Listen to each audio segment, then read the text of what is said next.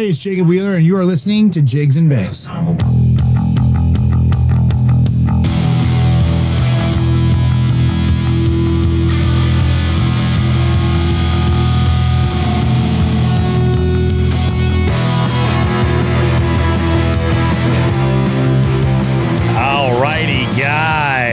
Listen, how was your 4th of July? It was a wild holiday weekend, and I'm sure some of you guys had some crazy adventures out on the water. This week, Binya is in the co-host chair as Where the Fuck is Joe Brown happens to be on the side of I-95 fixing the Brown bus. Yeah, but you know what? I've been putting a new reel through its paces, and I'm pretty impressed upon first impressions. We'll talk a little bit about that. Plus, this week in the beef seat, we have Julian Burgof. He's a local fisheries ecologist, and he's in the beef seat to talk a little bit about our local waters. We do touch on some invasives and all kinds of good stuff from a scientific research standpoint. Plus, who the hell pissed off Matt Thayer from Klondike Custom Creations? Am I right or am I right? We got an FTG for the masses and a packed live well. We're also taking a deep dive into an often overlooked bait for the worst of the summer conditions. We're talking about the big worm. You guys don't want to miss out. We got all kinds of great stuff lined up for you this week on Jigs and Bigs. Grab yourself something delicious to enjoy, and we'll see you guys in a bit.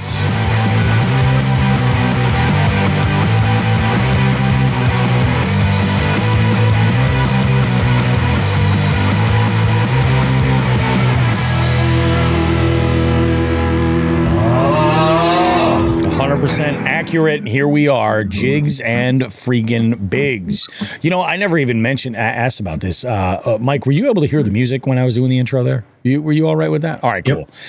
All kinds of technical shit going on today, man. I have been running on all cylinders. Let's welcome our guest co-host this week. We got Mike Binya outdoors with us. Welcome, homie. How you doing? How's things been? Not bad. The fishing has been. I want to start by this too because I've had this conversation with a bunch of different anglers, and I want to get your opinion on it too. It's like post spawn in July. It's the weirdest fishing year I've had.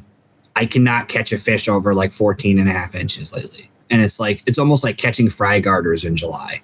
Are you seeing that same kind of deal down there?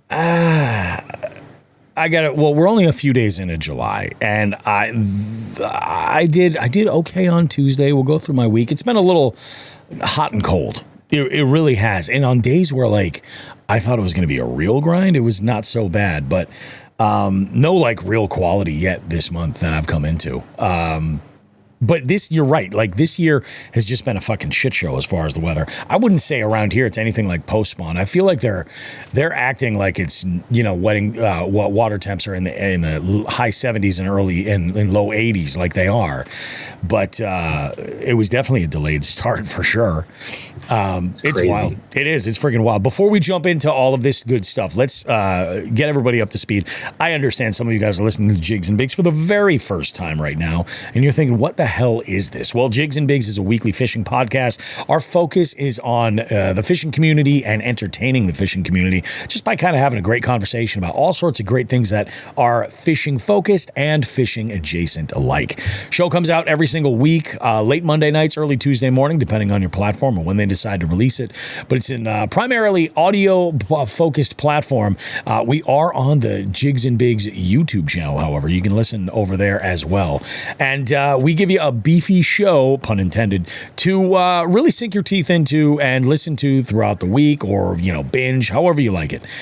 You may hear us reference through the show some names like we've got John Hagens with us currently right now. These are our jig heads. They're our Patreon followers, and they get access to the live stream version of the show as we record it for everybody else. And, they also, and our listeners all around, will often reach out to us via the hotline, and that number is 413-324-8519. You should put that in your phone right now if you think you're going to dig the Jigs and Bigs brand of fishing podcast, because this is how you can submit an FTG segment for, if you've had somebody who's wronged you on the water. It's also where you can submit stuff for our live well segment, which is kind of our like ramp beers, like around the water cooler discussion, where we take calls and text messages from that number, and we put our our 2 cents into it and kind of like make the discussion go further and further. Plus, we have all kinds of great stuff. You should check out jigsandbigs.com. We have tournament listings. We do host nationwide tournaments. We can take a big dive on that later as we talk to Mike. He is our tournament director. And we've got merch available if you're into that as well, like hats and shirts and hoodies, all kinds of great stuff, some fun stuff, and some discounts to save you money on gear from some of our partners like Dark Horse Tackle, Hookset, Hoodlums, Arc fishing rods and reels, all kinds of good stuff for you guys to check out over at jigsandbigs.com. With all that said, let's jump into our week. So, Mike, you mentioned you were kind of struggling with like conditions up there and everything. How's your week been? What's the breakdown been like? You are muted, my friend.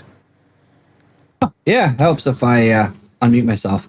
My bad. It's a professional podcaster here. You would never know. I used to run one too. What's been crazy is, and I realized, and this is something I've been talking to, it's kind of why I asked that question in the beginning, is the funny thing is I realized how bougie I've gotten when it comes to fishing. And I don't, because of standards. So I'm editing my videos over the last, let's say 4 outings. Yep.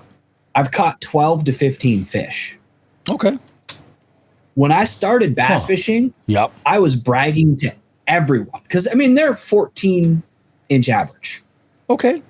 Yeah. So it wasn't like I was catching 14, 12, 10 inchers. Yeah, exactly. They're not dinks. They're in that like fun to catch, but they're not monsters.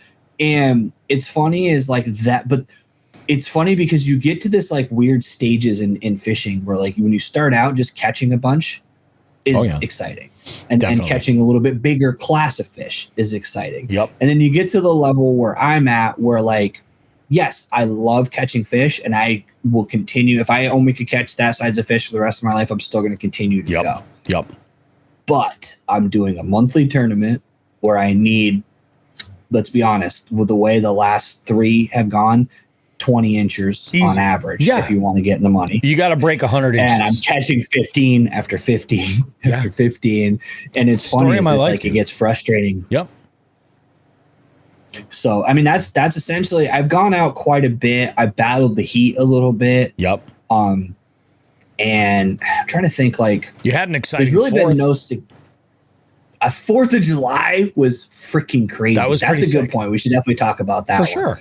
So you guys will see this video. It's not going to be out for a while if you watch my channel, but so we'll go into that whole story. So I went fishing in the morning early, super early, because I knew the lake lice, the wake boats, everything was going to be a big problem. 4th of July on a Saturday, it's going to be a problem. Oh yeah.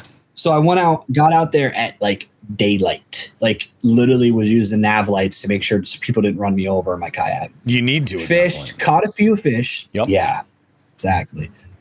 So I caught a bunch of fish, didn't really have the quality I wanted. So I decided, you know what? I'm going to call it early. I planned on doing a second outing that night on my home lake. And the reason I was splitting my day up is because I knew that the lake I was on, and I'll even name it because it's not like it's a secret. Lake Bombazine is the lake I was on. And people that in this area, even people outside of this area, have heard of it. Milliken fishes it when he comes up here. Like, it's a popular lake. Yeah. Like, B-Lat did an entire video series on this place. It's a popular lake. Yep. But it's also a heavy ski wake lake. Oh, yeah. So the White Claw Brigade hits it hard in the afternoon. White Claw Brigade. Yes. So I was like, okay, I'm going to get out of here at noon. So I started turning my motor on, and keep in mind, this is a big lake. So it's going to take me like 45 minutes with a motor to get back to the ramp. Yeah. So I'm literally rolling up the shoreline. I don't even think I told you this part, but so I'm rolling up the shoreline, and all of a sudden I hear, "I'm proud to be an American." And I'm like, oh, son of a bitch. So every year they do a parade around the border of the lake with boats, and everybody decorates their pontoon boats and their boats with Murica everything. And it's not, I'm going to say this right now. I'm not poo-pooing the country or not being patriotic, but when you're in a 12-foot plastic boat and 100 wake boats and pontoon boats are on your ass following you back to the ramp. Oh, yeah. Creating the most epic wakes you've ever had to deal with.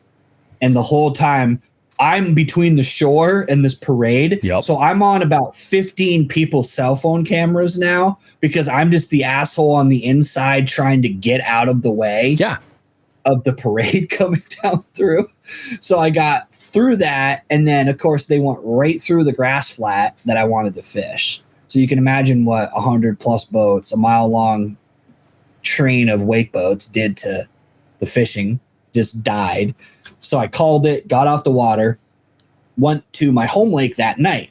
And again, this is a lake that's very, like, it's not big enough to really have that kind of traffic. Yep, exactly. And it's the kind of place that I go to on Memorial Day, because you're going to avoid that lake because I know I'm going to avoid it. Yeah, makes sense.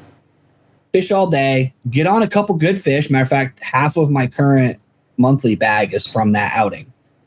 And then all of a sudden, all these wake boats and like all these pontoon boats and stuff just start heading towards the ramp. And I was like, oh, they're getting off the water because it's dark. I was wrong about that. So I come around the corner and then I hear the telltale. Oh, yeah. And I'm like, what the fuck? Like, and I'm thinking it's like small time, couple of kids on the shore, lighting off a couple M80s. So they're shooting them off. There's a store, which I actually call DJ Retard. And I'm sorry if you guys are offended by that word, but this guy plays drunken karaoke on holidays and he plays the same 6 songs and he's the only one singing. Oh, okay. So it's like a free concert. It's like a free concert and he's not worthy of the, I should introduce him to Suno so he can make his own music that's actually good to listen to. And so I thought it was just the store doing the fireworks. So I was like, okay, that's no big deal. I'm going to cut around all these boats and go fish the shallow grass flat. Yeah, why not? I come around the corner and 20 yards off to my right, this guy lights off like one of those boxes that has like 10 or 12 fireworks. Oh, yeah. At a time in it.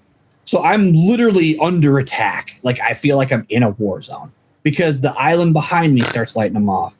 The shoreline on the other side starts lighting them off. So they start I've got competing. Boom, boom. And I'm like, you know what?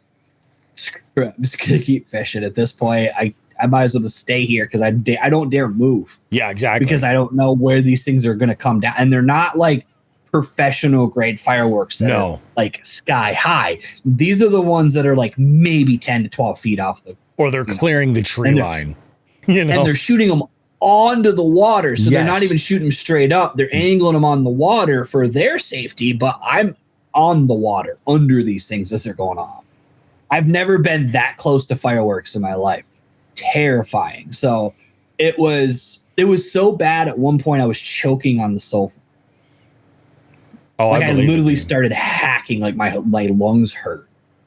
Jesus Christ, because it was dude. So loaded up. But it was cool, and you guys will see this in the video if you watch it. I actually put a short out. I literally caught a fish with fireworks going off in the background. So that was cool. I did see that. That's pretty fucking That was pretty freaking cool. Yeah.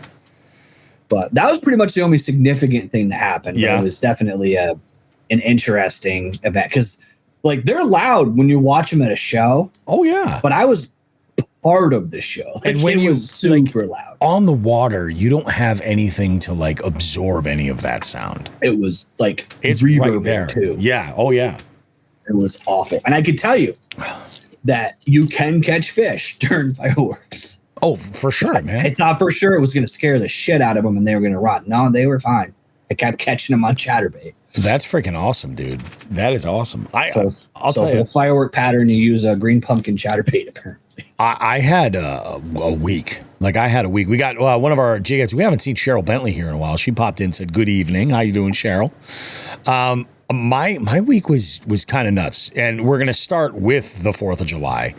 So dude, I got so lucky on the 4th. I went out pretty early. on Saturday, and I just went out solo. I was initially I was planning on fishing with Brandon, NJBFS gang. He was coming up with his girlfriend. They were going to be further on the eastern part of the state, and they were like quite literally in downtown Boston. And like they're earlier in the weekend, they were out on the Cape in Rhode Island. So like I was like, you guys are almost 3 hours away from where I'm going to be fishing. I was like, I don't want to ruin your vacation. I was like, I'm here if you want to join me, but don't ruin your plans or anything like that. He ended up having a great day. They did do some fishing. He caught a new PB right here in Massachusetts. So congrats to Brandon on that one. That one's freaking awesome. So I go to this spot where like it's in Connecticut, and it's a drinking water reservoir. And I chose this spot specifically because they have this rule where there's no activity where humans can be in contact with the water. So that means no jet skis, no water skis, no wakeboarding, none of that stuff. So those boats have no business being there. But it could be all the fishermen are going to this spot. You know what I mean? When I tell you, Mike, I had this place all to myself, with the exception of a couple of people who had just like come to hang out and probably have a cup of coffee looking at the water. I was the only boat for at least 3.5 hours. At least That's 3.5 awesome. Hours. It was awesome. So I get out there, and I'm like, I'm feeling patriotic, and I'm like, it's probably a good day to fire up the old chill steel pipes, the Yeti bong. And I do my good morning bong rip, and everybody's happy, and I'm fishing, and I get on a couple, but it's like the same kind of like lackluster quality, right? And I'm like, you know what? This wind is coming down in this one direction. I think what I'm going to do is motor up, and then let the wind kind of push me down, a little bit. And I'll just kind of reposition based on that. So I motor all the way up, and I find this cove, right? Nice little cove that opens up with some big rock piles that are coming off the bank and everything. And this place has some real depth, but, for the most part, they're a little all over the place. Like it's, I get to this area, and I'm fishing, I'm doing my thing. And I'm going along, and I hear something overhead. I got real soft in the background. I got a little Hermano Gutierrez playing, just it's the vibe. I'm there to vibe. I don't even really care about the fish. I'm celebrating the 4th of July with the vibe. And I hear something that sounds a little bit odd, and I'm looking around at the water like, did something hit the surface? What was that?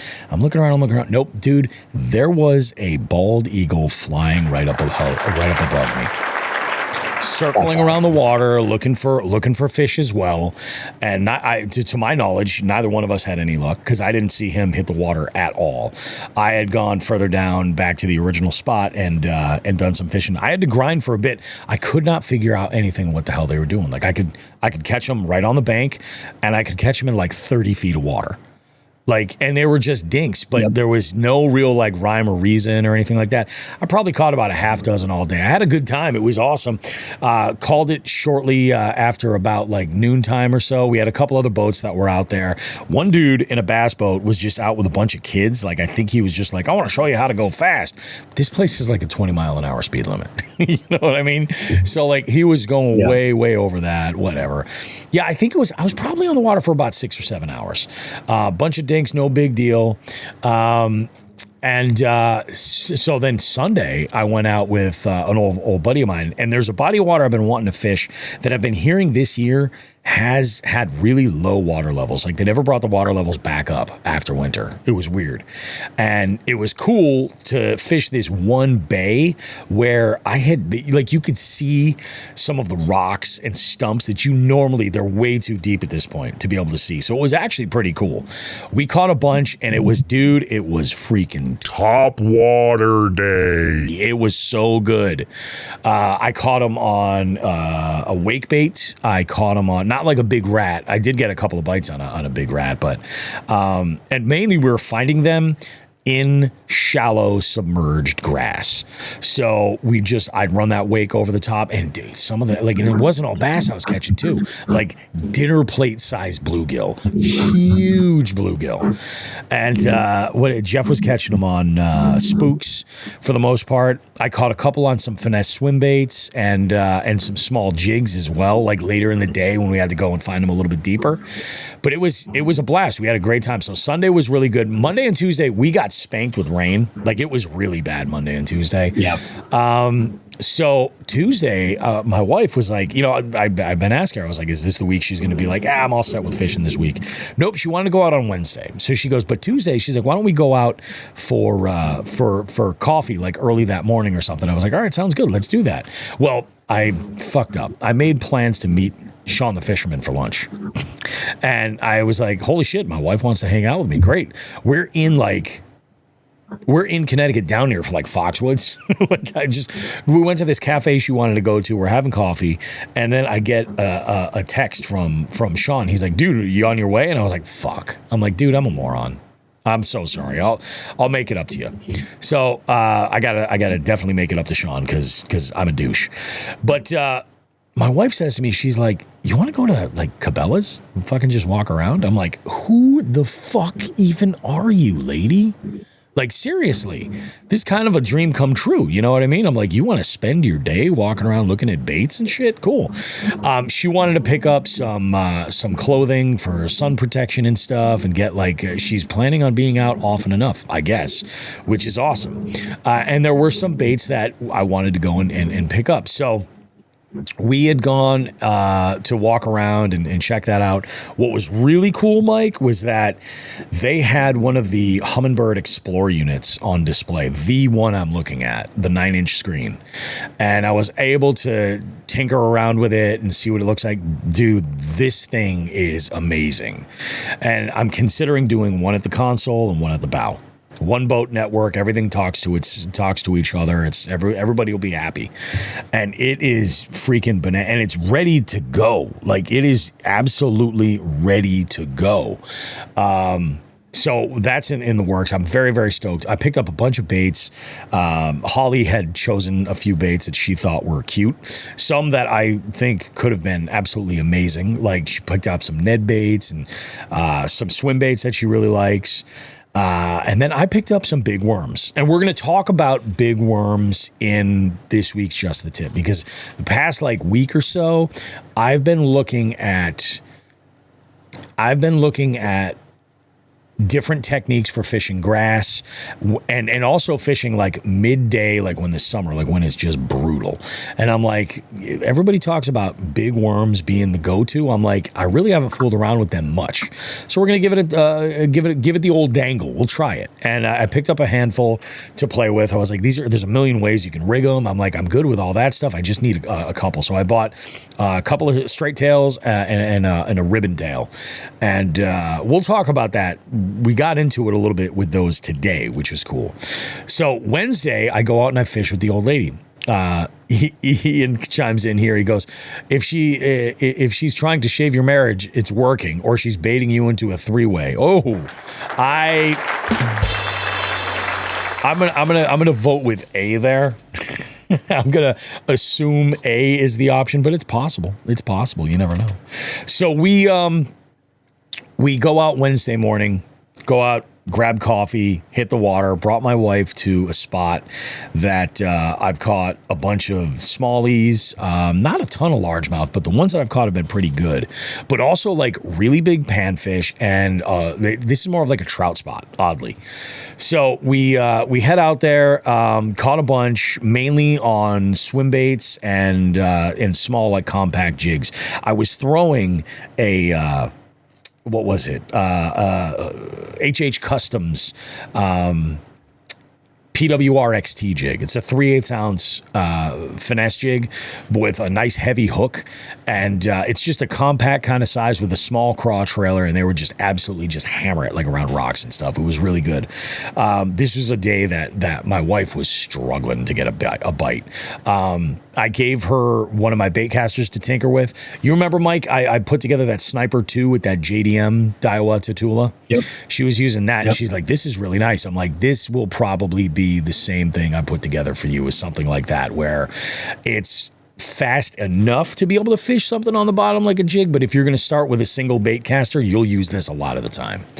And it kind of fits the role. I actually, you know what I think I'm going to do is I'm probably going to get her that Sniper 2 and then put this Gravity on that for her, because I'm pretty amazed with this so far. That Gravity 3 is good. Dude, arc reels, I'm going to say 60% of my fish, granted it's my chatterbait reel, so it's an unfair skew there, but I switched my arc reel over to my chatterbait setup because I just like the feel of it better. And that thing is caught like 60% of my fish this year. I want you to try the Gen 2 Gravity 3 that I'm using, because it is nuts. The improvements that they've made, I think, are nuts. And actually, I'd like to try your older one to kind of get an idea back to back and see what they're like. I did a first impressions video that I uploaded actually just before we started recording the podcast, and that'll be live probably tomorrow or Monday for folks to check out, and it's pretty good. I do love this. Cheryl goes, I love that Holly's getting into fishing. Fun adventures ahead. You are not kidding, Cheryl. I can't believe it. I'm waiting for the other foot to drop. You know what I mean? I'm just waiting for something. I was like, come on, this is crazy. How can this be real life? I did ask her about going out with me this weekend, and she's got a bunch of work going on. And I'm like, the heat is not necessarily her thing. Looking at the weather, because I'm fishing a tournament on the more eastern side, and I've been looking at the weather, and it's going to be like minimal wind and high humidity. That's the thing. Super like the heat and the humidity isn't too bad as long as you have a little bit of wind, especially on the water. It'll kind of like, all right, cool, it keeps it going. I mean, there is a limit where like you get too much humidity and it just feels like you're getting like someone's hot breath blown at you. You know what I mean? Yeah. But when it's hot and there's no wind, it's way worse. That's how this morning was. Hot with like absolutely still calm. So Wednesday was good. We had an awesome day. We stopped. We had lunch on the way home. Had a great time. It was a blast. Holly caught an absolute beaut of a red breast sunfish on a Bronco blade. Like, she had thrown a bunch of stuff and was like, she was kind of struggling. So I gave her one of my bait finesse combos with an 8-ounce jig head on a Bronco blade with a tiny 2-inch Kitech Easy Shiner. And dude, she caught, this was an absolute monster of a panfish. And on that light gear, like, they're just so much fun to catch. So she was delighted. I'll stay out there all day until she catches something, because then at least she's like is feeling accomplished, and like, the day's gonna come where like we're just gonna get skunked, both of us, and that's just a part of it. And the day is also gonna come though, and I said this to her while we were having lunch, I'm like, the day is also gonna come where you're gonna catch something really big and you're gonna be like, yeah, these other little fish are only so much fun. And we were just talking about that angler progression thing. Yep. Yeah, it's 100% true. So we had a really good time with it. I had work that night. Work was awesome. Thursday was like a maintenance day. I got in the boat. I cleaned up some stuff. I re-spooled a couple of reels that needed some attention. I have a bunch of baits. Actually the baits that we had picked up from Bass Pro on our little field trip. I went and I organized all those in the boat, so they're all where they need to be. All the plastics are organized where they got to go. I got a bunch of stuff all set up where everybody's happy. We're looking really good. But Thursday got fucked up like crazy because I went into work and I was a little bit stressed. Let's start there. I was a little bit stressed because I had been talking for the last few weeks with Wolf of Walmart, the Whole Angler host, Dave Urkey, about a project that he wanted to do. He recently had Matt and James from Small Ponds Big Dreams on the pod on Whole Angler. Those are great dudes. We've had them on the show here. Love them. And he's like, I think I kind of want to like take advantage of there being like a new podcaster in our situation and kind of have a conversation about what we all do. So last night it was myself. Oddly, Joe Brown was there. I couldn't believe this. Bailey from Serious Angler, Andrew from Tackle Talk, Armando from Bass Kayak and Beers, and Matt and James, and of course Dave. And we had a round table and we set this all up, but this is what's crazy. Like, we had been talking for a little over a week about scheduling, and I know that my schedule is the worst. Like, I automatically just assume, like, I work in bars, guys. I'm not going to be available until about like 9 to 10 o'clock, like generally any weeknight. So I'm like, our plan was to record at 9, and my goal was to end trivia at 8 o'clock, like we should, but break down like in record time and fly back home. So that way I didn't have to record another podcast in the truck. I don't mind doing that, but it's not my preferred way to do it. And I'm not at the point yet where I want to stay in the bar and set up my laptop and grab my headphones and shit and try to deal with the bar noise. I'm like, that'll be an absolute waste. And this is a show that I was like, I definitely want to put, my 100% focus and effort into. So, I was like, I get to the bar. This is fucking nuts. It's not every cycle that comes around where the World Cup is happening, in America, especially, So it's like only during that window it seems like all of a fucking sudden Americans are just like, ooh, soccer. You know what I mean? Yeah. I show up at this bar and it is butt to nut people watching the game, right? And I think it was like 2-0. And I'm like, if this goes into overtime, if by chance this goes into overtime, I'm fucked. And there was nowhere for me to even set up, let alone like actually do this. And they had no concept. It was almost like they forgot that the trivia night that's been there for like 3 years now was fucking, on Thursday. Yep. Like, it's almost like they had, like, it was their first time. So needless to say, I was fucking pissed. I go in and I'm like, all right. And they're like, the management's like, oh, wow, I don't know what we're going to do. I was like, let's just fucking cancel. I was like, you could have called me earlier. But I go, let's just cancel because I have shit that I need to do. I have to stay on schedule. I can't start at, 7 o'clock tonight just because, I've got something that's important to me that I got to get done. So I'm like, fuck it. Let's go. So I jumped on Instagram. I put up a post. I was like, hey, guys, no trivia at Toasted Owl. Sorry, whatever. These things happen. Apparently, everybody loves soccer for the next week. And then I'm like, fuck it. So I got home and I threw a fucking grenade into the chat for that whole angler episode because I was like, guys, I'm available. If you guys want to get this done a little bit earlier, we can. And as it would turn out, like, everybody still had kind of like we started slightly earlier, but nothing crazy. But it was really good. That show drops the day before this one drops. And I highly recommend you check it out. We have a really good conversation. It's a whole lot of fun.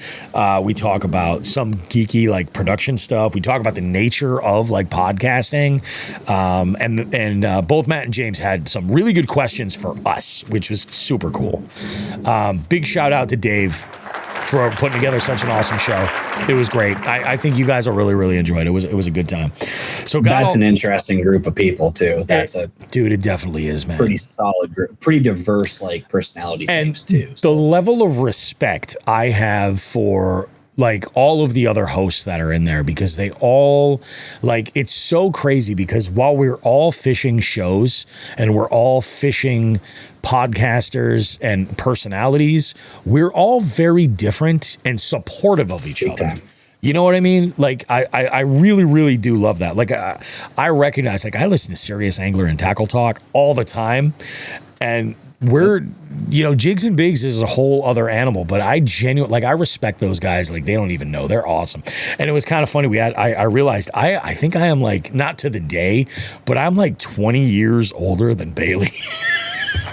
Yeah, I was messaging Bailey this week, actually asking him about urchin style rigging and stuff like that. Oh yeah, dude, he is a wealth of information and like gets it. Like he's all like he gets the community. You know, I mean, all these guys do, because that's really what this is all about. It's all about building up community. So recording that with those guys was an absolute, like, it was a delight. Like, I had a great time doing it. That brings me to today, ladies and gentlemen, Jigs Bigs Nation. I have my own Sean the Fisherman story for you, kind of. Like, legitimately, this is fucking bizarre. So let me paint the picture. I went out today with one of our jig heads, Dean, right? Dean is awesome. We went out. We caught him today. It was a great time.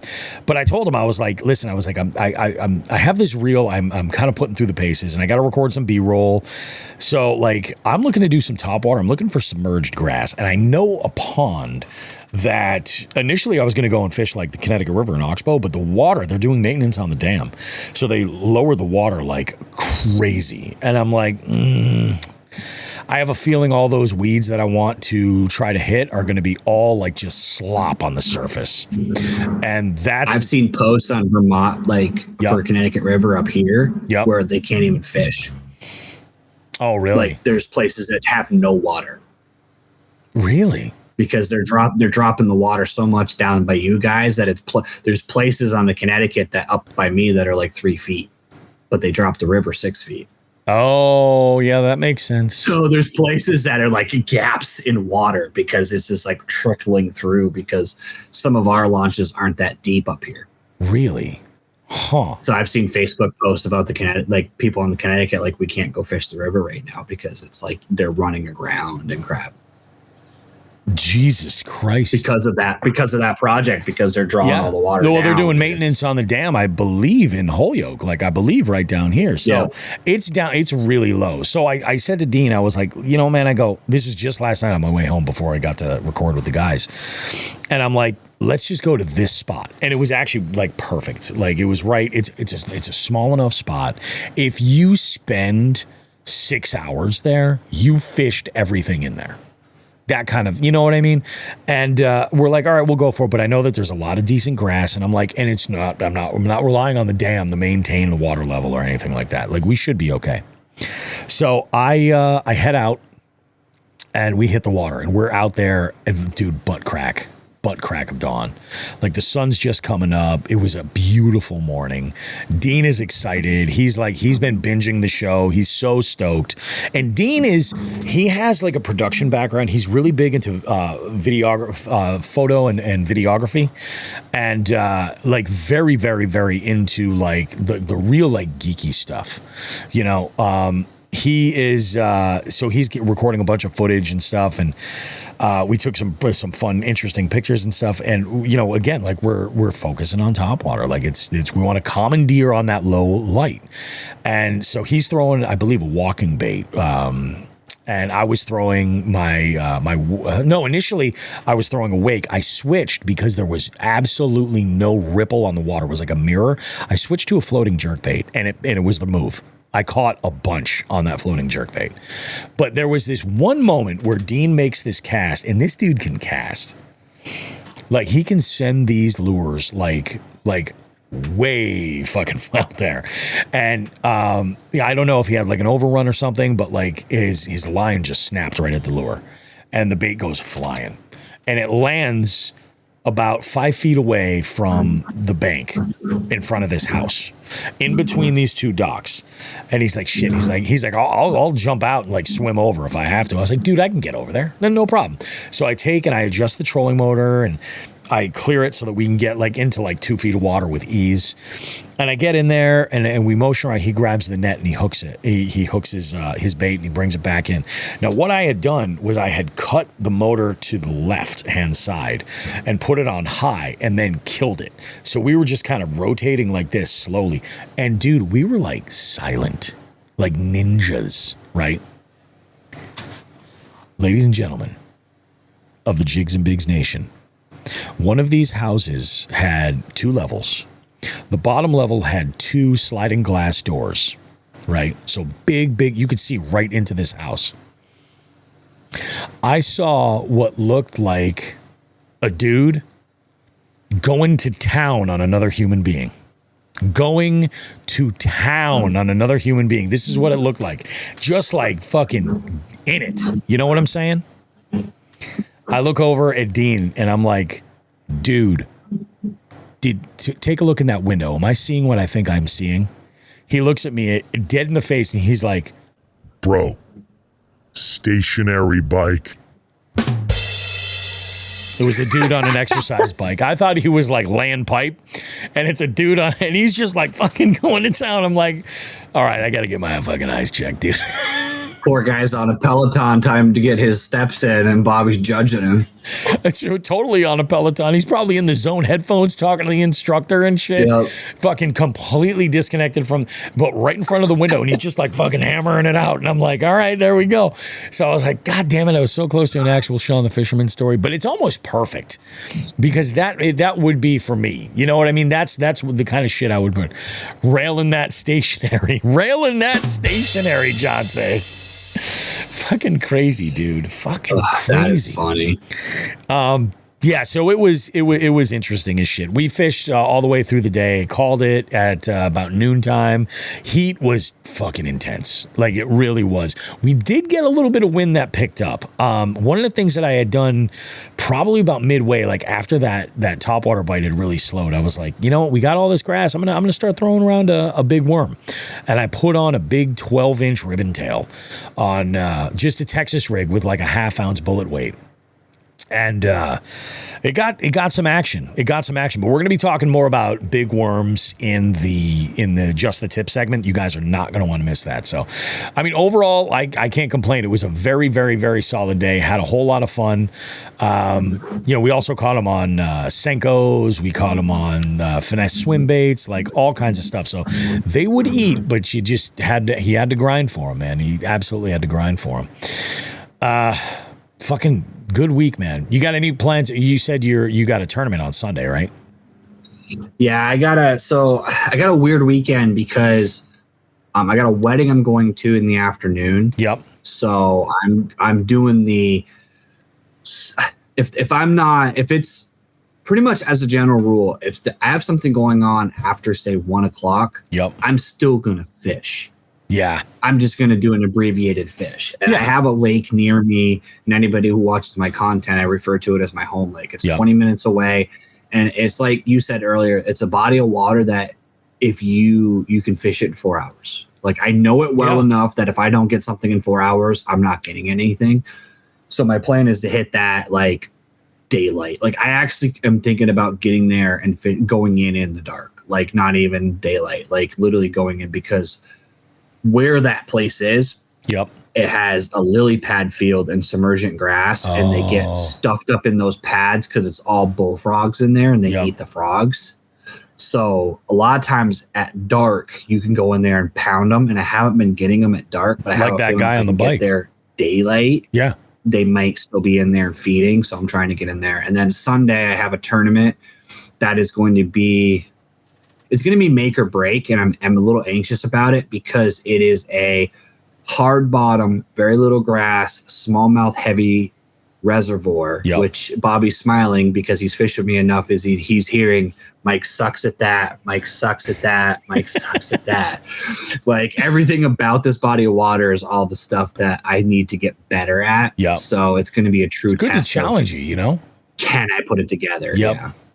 I think tomorrow, I think I'm going to put in some practice for the slot, because we got a slot series coming up on the 18th, which is going to be really good. You guys, I'm gonna throw a link in the description of the show if you guys want to sign up for the 18th. Slot limit series is a whole lot of fun. It's a blast.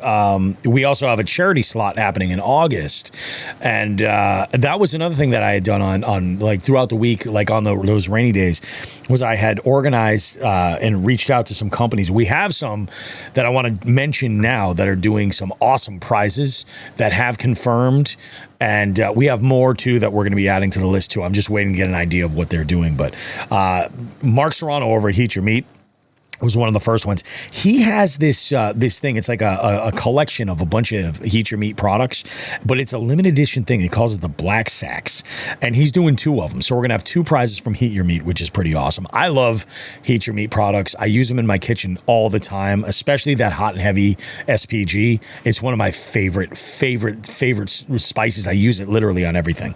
I've had a lot of parking lot food cooked with that. Oh hell yeah! Oh hell yeah! You have. That's right. Every time I go with Bobby, I get a little bit of that every time. It's about Chill Steel Pipes is doing a prize. It's actually the exact same bong that I've got from them, that double wall insulated, but it's the green armor, so it's kind of like this color, and cool. It's pretty sweet. I was like, that's awesome, man. I'm super stoked. AVF Tackle is in for this one. I'm not 100% sure what Joe's putting up in there, if he's going to do like a prize pack or if he's going to do gift cards or something. Bass Dash, I'm just waiting on confirmation. They are talking about possibly doing multiple gift cards, so it'll be like a bunch of different winners, or they're debating, I think, if they want to do that or if they want to do a just like a prize pack of like a bunch of apparel or something like that. Dark Horse Tackle is doing a $100 gift card, which is fucking awesome. You're gonna have a good time. I just put in a Dark Horse order on Thursday. All $100 will get you a lot of Dark Horse too. It will. That's definitely stuff. Oh yeah, for sure. And they've restocked on a bunch of stuff. I was just going through on Thursday looking. I was like, oh, these are back. This is cool. I got a couple of wake baits, and I got all wake baits. Now that I think about it, I got that new sack pig rat that's in the June box. I got to, you know what I mean? Yeah. I also got Wolf Bite Fishing is doing a package of 3 spinners, 3 jigs, and 3 bladed jigs, plus a $25 gift card. And Wolf Bite Fishing is they're new to the Jigs and Bigs family as far as working with us. It's our first time having some stuff, but I've looked at their Instagram. Awesome. I'm going to be sharing a bunch of this stuff too on social media, so you guys can check out some of their products. For Her Outdoors is doing 2 $100 gift cards. So this is great. Obviously, I want to see every angler enter for sure. So ladies, if you want to enter and you could use the For Her Outdoors gift card, absolutely. But here's the thing, fellas, if there's a woman in your life, maybe like mine, that is new to fishing and is eaten up with it, you know, just saying. And then Stoneman Custom Lures. We got Stoneman putting together a package, which is going to be awesome. So there's more to come. I'm just waiting on confirmation on like some of these products and stuff, but it'll be really, really badass. So that one's also available. That's on August the 8th. But if you want to like practice a little bit, join the July one. You know, join the July one. It's on the 18th, and I think that's what I'm going to do tomorrow. I think I'm going to go to the spot where I'm planning on fishing and see how it turns out. You know. Get up nice. I know, it's funny that I made the schedule and almost every single one of them I ended up having to work. So I haven't been able to do a slot since like April. It feels so nice, dude, to be able to go and do one this month, because last month killed me. It killed me to not. Like, I've done every single one since April of 24. Yep. Actually, I think I've done every single one, period. Since, yeah. But when we went, I don't think I've missed one either. When it killed me. I missed that one in June. I was like, God damn it. I got. I can't talk about this yet until it's confirmed. But October is going to be nuts for Jigs and Bigs. It'll be a road trip. Okay. It'll be the last week of October is the plan. And we have a guest that I'm supposed to record with next week that I'm really, really looking forward to talking and picking their brain. And it involves what they're involved in. So it could be very cool. Like big road trip. I'll tell you about this, Mike, off when we're done, and actually in between. I'm trying to wonder if it's one of the ones you told me about. I haven't yet. This is so late breaking. Like I mentioned it to Joe, and he was like, "Holy fuck!" And I'm like, "Yeah, fucking holy fuck is right." Mentioned it to Dave last night. I was like, Jesus. And I'm also going to be doing. I got to go out and do some pike fishing soon, fast, because I have a reel coming to me. That I'm going to be trying out. It's a 400 size reel. And Wow. yeah, it's designed for like saltwater pike and muskie fishing, like enormous swim baits. I wouldn't use something that big for like just your typical swim bait fishing, but I know some folks that do. But I'm going to be using my swim bait rod and I'm going to go on the quest for that 40 to see what we can come up with. It'll be primarily Connecticut River and Onoda for the most part, for those big pike. Yep. But we'll see what happens. It should be pretty good. And then I think as far as my week goes, yeah, that about sums it up, man. That's about it for me. We have a headline. We might not have Who the Fuck is Joe Brown, but we do have a headline this week. So let's go ahead and check that out.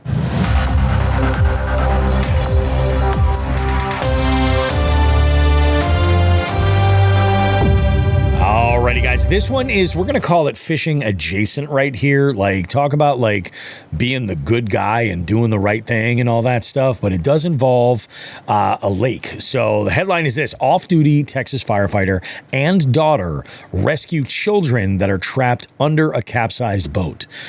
Midlothian firefighter / paramedic Jason Horn pulled 3 children from beneath an overturned boat on Alvarado Lake while his daughter called 911.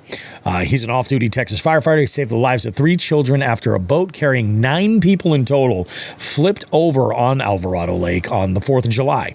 According to Alvarado officials, 3 children were trapped underneath the boat when it capsized. Jason Horn, a veteran medic and firefighter with the Midlothian Fire Department, told Star Telegram media partner WFAA-TV that he was boating nearby with his family when a group of people called for help.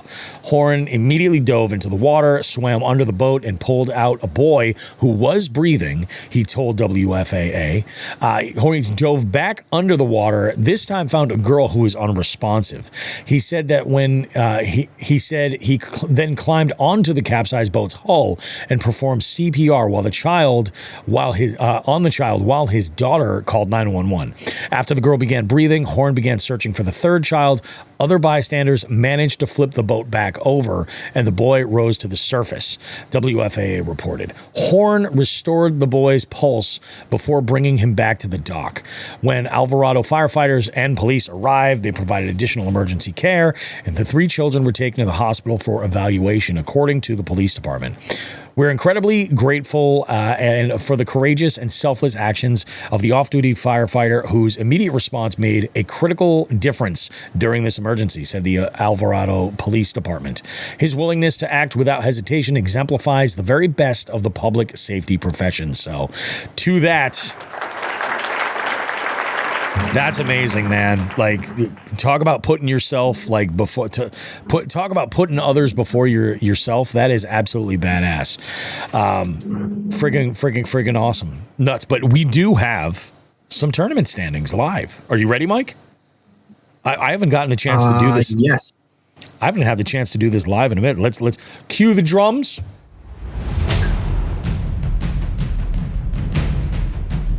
Let's let it play for a minute. Just enjoy it for a second. Bask in it. So we do have a tournament standings update, and we actually have another announcement that we're making today too in the tournament world. But we're going to start with the standings. So we actually managed to pick up a bunch of anglers right at the buzzer for the registration. So what that did is it bumped us up another paying spot. So we managed to get 31 total anglers in the tournament, which pushed us out to 5. So if you've been listening to previous episodes for this month, you were hearing I was only given top 4. Well, now we're doing to 5. So in 5th place, a team that I was having a battle with last week, but they pulled ahead of me, and I am bound and determined to get out tomorrow morning and right this wrong. But the Hookset Hoodlums team came in 5th place with 91.25 inches. Nice. We have a newcomer team out of Maine, and I'm honestly seeing some of these has been making me want to go fish Maine. I'm not going to lie, because I've been seeing some crazy fish catches coming out of that area in these tournaments. The Maine show is in 4th place with 95.25 inches. We have 3rd place, a tie with fourth place at 95.25 bobber down, which is actually a team from here in Vermont. That tournament I'm doing Sunday, I'm competing against that same team. Oh, all right. Because the Slay Nation is actually a team trail. So it's literally the same guys in there. Second place is another Vermont team. It's actually the guy who took Angler of the Year last year, Team Geronimo, 96.5 inches. And another newcomer team, MYA, with 103.5. And a lot of these fish are coming from small ponds. They're not coming from big bodies of water. And I'm very surprised at the quality of fish that come out of Maine. I did not expect to see both species in that size range. So it's definitely making me interested to go do a little Maine fishing. On the announcement side, I've been getting asked. People have questioned. I've had some messages, and I've been debating on doing this. So we decided that we are going to expand the Duo series to a new region. So starting in August, we have the Lone Star State region going live August 1st. So anybody who's out in Texas, if you're listening to this, you now can be part of the team series. We do have the monthly live for August. It went live this morning. So if you're interested in signing up for this, Texas made sense. It's a state that's extremely fishy, and it's a state that will be able to run this throughout the rest of the year. So some information I wanted to put out there is, for you southern states, we are going to be slowly rolling out region by region. We're going to be creating regions specifically that are competitive. Me and Bobby have been talking about this. I don't want to go with just the cookie cutter, this is what's supposed to be Southeast, or this is what's supposed to be Midwest. I want to make sure that the regions that we design are competitive so that one state isn't behind the eight ball immediately because they have to compete with, like, for example, I didn't want to do Nevada or Arizona with Texas because I don't feel like they have the same quality of fish. Maybe they do. Maybe I'm wrong. Yeah. But I feel like Texas is one of those states that you could just go get 20s. I don't want to say easily, but the quality of fish and the fisheries in Texas has its own standalone value. So I didn't want to make people compete.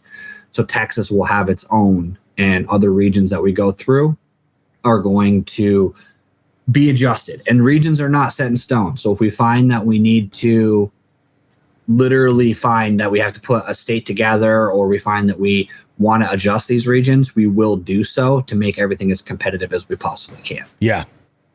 Now, we just got a comment from Ian. He was like, can you put New Mexico with Texas? He goes, we're right next door, for crying out loud. I don't, like, that's the thing. We're doing this without experience of knowing what it's like there. Ian, do you feel like the quality of fish would be balanced? Like, I mean, or would we get folks from New Mexico going, we can't compete with Texas? That's crazy. Because I think, honestly, I would probably lean to putting like Arizona, New Mexico, and Nevada together. Right. If I were going to like take that guess, you know, I don't know. Like, that's the thing. We got to toy around with this, and I know we're saying all this. I know that the obvious logical move would be to get Ohio, the northern Midwestern states involved, you know, to a certain point west, and work that way. Yep. But the reality of it is that there are folks that are in Texas specifically that are like hungry for this shit. So to put this out there, what I'm looking for, if you're listening to this or watching in Jig Heads and anybody alike, reach out, call the hotline, message me, message Bobby. If you have ideas for a specific region of what you think should happen and you have interest in your state, message me, because the reason we picked Texas, it wasn't random. It's because we had a jig head and a listener to the show has texted me, and has people that have participated in the slot have reached out and said, hey, we really want Texas. When do we get Texas? Hey, can you add Texas? And that's what's going to cause me to push out the next iteration, is the more participation, the more people that we have that have interest. We will design the region based on because we don't want to also just roll out the whole country and then have 6 events that just go unfished. We want to make sure there's a need, but also want to make sure it's competitive, because that's my ultimate goal. Bobby knows very well, because he's probably sick of me telling him about it. But like, I do not want to create a trail. I stopped doing certain monthlies in certain tournaments because they included states that I'm like, I can't compete with those states, so there's no point. And I don't want people to feel like that. I want it to be as competitive as possible. And it's interesting. Like, I always think, like, myself, like Texas, Louisiana, I mean, even Oklahoma, and like we could do larger regions, and we would have to if the interest wasn't there. But I think that using Texas as a litmus test is great, because if we can see the interest that we see right now in Region 1, which is enormous, in Texas by itself, that right there is ideal. Like, that will be perfect.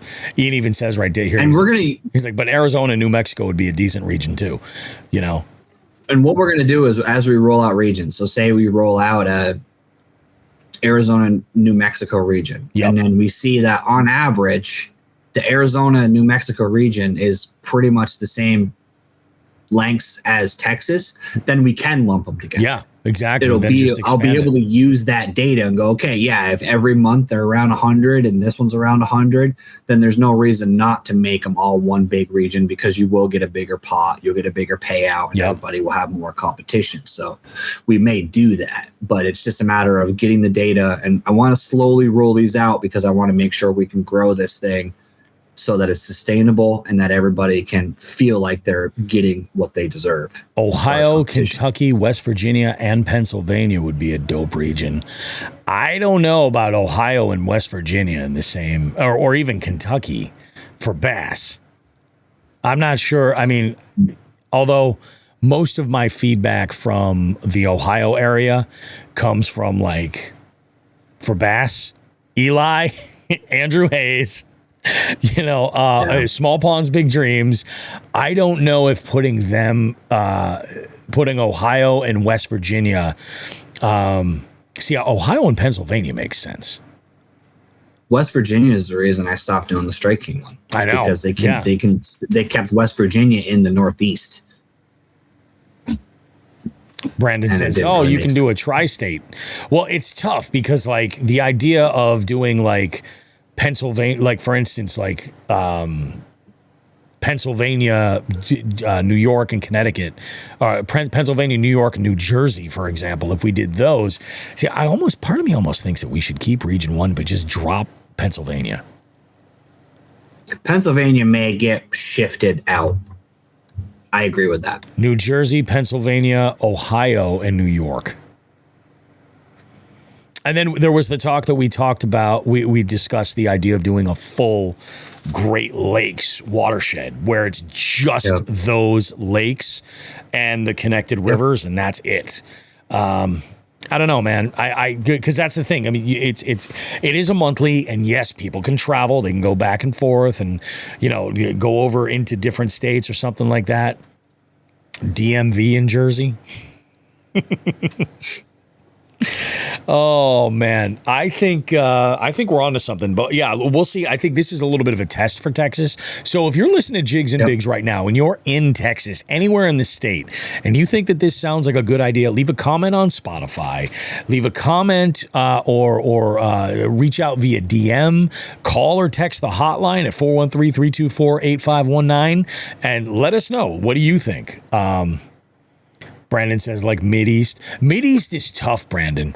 It really is, because I really do feel like New Jersey cannot compete with, like, I mean, even any of those states. Yeah, any of those other. You go a little bit further, like maybe Delaware. Yeah, probably Maryland. Anything too. South of that, though, you got Tennessee. That's like the Carolinas. That's a lot of. Yeah, that could be, like, that's what I'm saying. It's like, I'm not saying that you can't catch long fish, it's like you could, but it's like, you make a decision and then people are going to say, oh, but, that's why I back what Mike is saying. Like, we can look at it and see what the data says. Like, are these people actually getting blown out? Like, month after month after month, is the wind coming from this one area? Well, then we need to make a change, something along those lines. And eventually it'll get worked out. It might take years to do it, but I think that's the best way to do it. Ian chimes in. He says, I got two fishing buddies, the Blaxican Avengers. That's our group name. Fishing the slot with you next week. And that's awesome, dude. Team slot or, individual? That's fucking awesome, dude. Yeah. Team slot's tough. We tried that. We tried that in June. It's tough. Like, it's hard to go as a single angler against a team. It is very difficult. It is. The slot has some, I've been talking to Bobby. I'm not going to divulge it yet, but I have some ideas. The slot might become a experiment in the sense of we're going to run regular slots, but we may play with it a little bit. We may do some special events with it. We may use the slot as more of a special event tournament and then have the slot was always meant to be a entry level, just like the scavenger hunt. It was meant to be a for fun, get you into tournaments. And that's what I want to keep it. So it's going to be the one that we kind of do some fun stuff with, and then keep the month as, the monthly as the more serious, quote unquote, Brandon says something interesting here. He says, my girl will fish the slot with me. He goes, she wants to catch a bass. Here's the thing. I love the idea of doing a couples only slot. And here's the thing, Mike, it ain't going to be an 8-hour tournament. It's going to be a 4-hour tournament. Couples only. Yeah. That would be amazing. Amazing. So like it's a team platform, whatever, like you don't, but we theme it that way. That would be amazing. You know what? I like that idea. Let's see. So we can do that to compound on that, because I know like Fish Donkey did it. We would require a selfie as part of the scoring. Yeah. Just so I think that would be not like a guy and his 6-year-old fishing or something. Like I want to make sure it's actually a couple. And I don't care. Couple doesn't have to be guy, girl, guy, girl, doesn't matter. Yeah, exactly. Just want it to be like, we can do something where if we got like a selfie, we could use some of the photos and stuff like that too, which would be kind of cool to promote it. That's awesome. Ian goes, dude, we have to. My wife already said she'd be in. And he goes, a selfie is fair. Brandon goes, can I get some credit for that? Well, it's funny. I asked my wife, I was like, on the 18th, I was like, I'm fishing this tournament. I was like, do you want to jump in and do it with me? I'll go, it is 8 hours. And I'm like, if you're like at hour 5, you want to get off the water, I will throw you in. It is rough. That's the thing. An 8-hour day when it's another thing. Like again, with what we were talking about earlier, the angler progression. Yep. I used to think a 4-hour day on the water was a long day in the heat. Now, like, I'll fish daylight to noon, get off the water for 2 hours, and go back out 2 to dark. Like, and the only reason I'm getting off the water is just because fishing sucks from noon to 2 and a couple of my lakes around me. Fucking Ian says, no Chuck and Larry shit. You got a kiss in the pic if it's real. MFAO. Honestly, we could have fun with it, and maybe we'll give you an extra like inch or 2 if you send me a kissing selfie or something. I mean, that's what I'm talking about, is that kind of stuff. It's got to be fun and goofy and like shit like that. That could be interesting, man. I love the idea.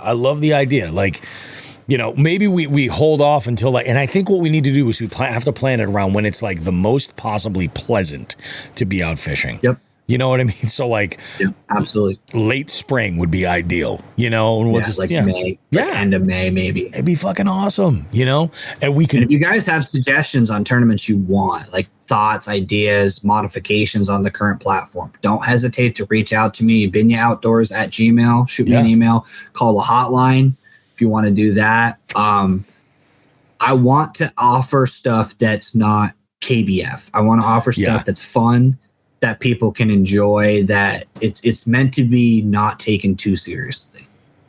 Ian goes, next February, Valentine's Day. That would never work up here. There's no way I'd get my wife out ice fishing. That's an ice fishing derb. This year, that would have been an ice fishing. I was still ice fishing in February. Oh, yeah. Matter of fact, I was ice fishing on Valentine's Day, I'm pretty sure, with Janelle. Yeah. I'm pretty sure it was. I think you were, actually, now that you mention it. I'm pretty sure it was. Dude, yeah. So, it's Valentine's Day up here. Now, I will say the southern states, too, just so while we're on that topic and then we'll get off of it, is the southern states I am going to probably run 12 months. If they're fishable waters and we're getting participation, we're not going to shut it down like we do. Like, we shut ours down in October. Yep. we will run the southern states pretty much year round as long as there's participation.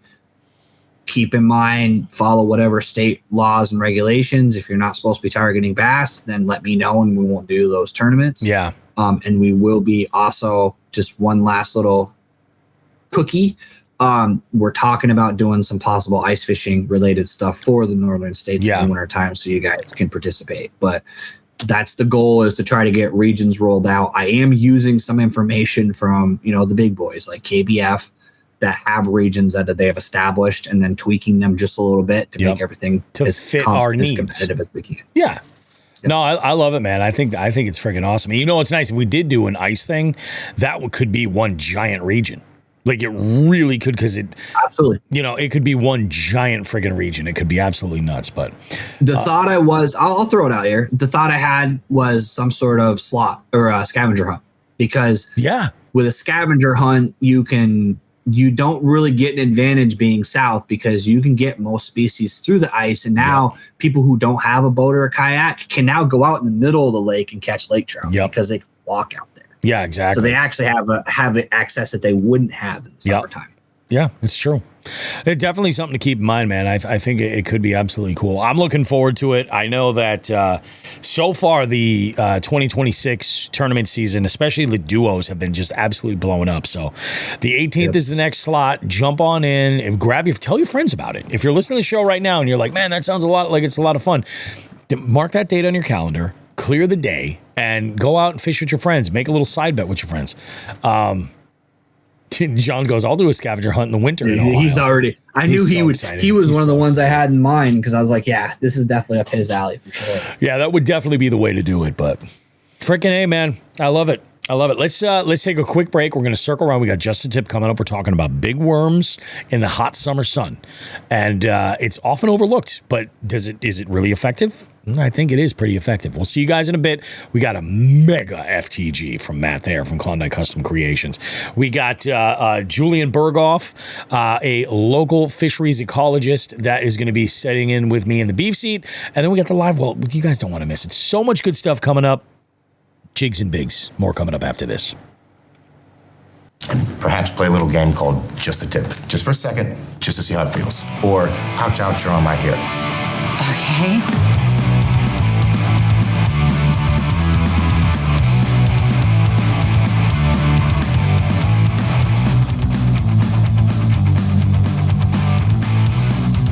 All right, time for another Just the Tip. And with summer officially settling in, we're going to talk about one of the most overlooked ways to catch quality bass during the hottest part of the day. The plastic worm. Now, I know what you're thinking. Really? A worm? But don't click out mentally just yet, because today we're talking everything from your standard 6 and 7 inch worms all the way up to the absolute monsters in the 10, 12, even 14 inch window. Now, why is it that worms shine in the summer? As water temperatures climb, bass get much more selective. They're not always interested in chasing a crankbait 20 feet across a point. Instead, they're looking for something that looks easy, an easy meal. A plastic worm represents exactly that. Whether it looks like a nightcrawler, a salamander, an eel, or just something that's slithering along the bottom, it presents an easy meal with very little effort required from the fish. And when the sun gets really high, bass often slide into deeper water or thicker cover or shady areas where a slowly worked worm becomes incredibly effective. Now, what's the difference between some different styles of worm? Let's break it down between the two most common styles. Your straight tail worms, those are your subtle baits. They excel when fishing gets super tough and the water is really clear, high visibility, or bass are just insanely pressured. They don't produce a ton of vibration, so they look unbelievably natural.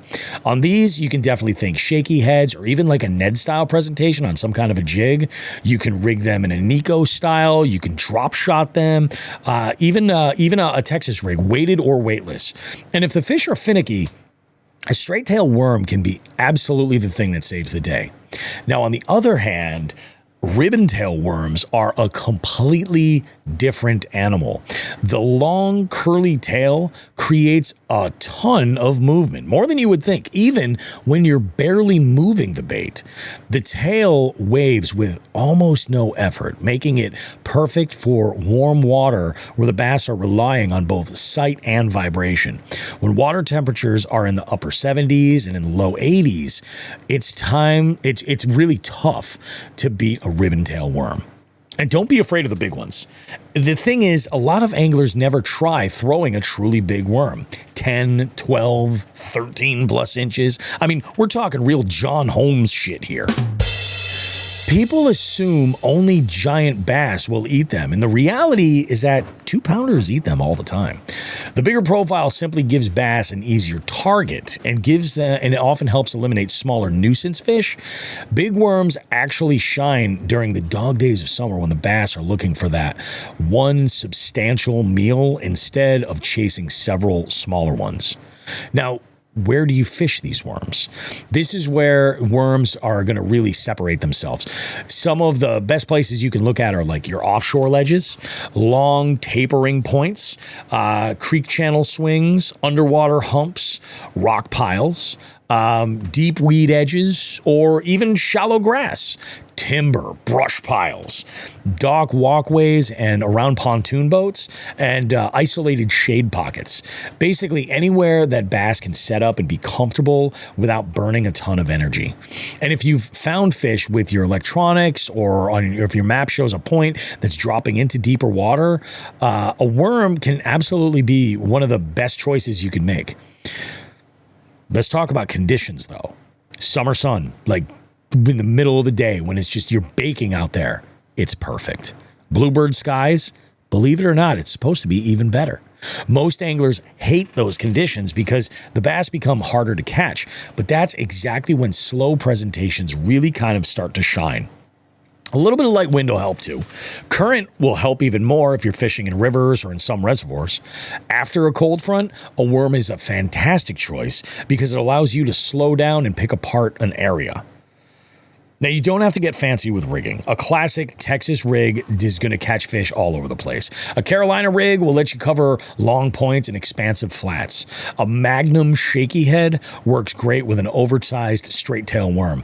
And if you're fishing offshore structure, a football head jig with a worm trailer can be deadly.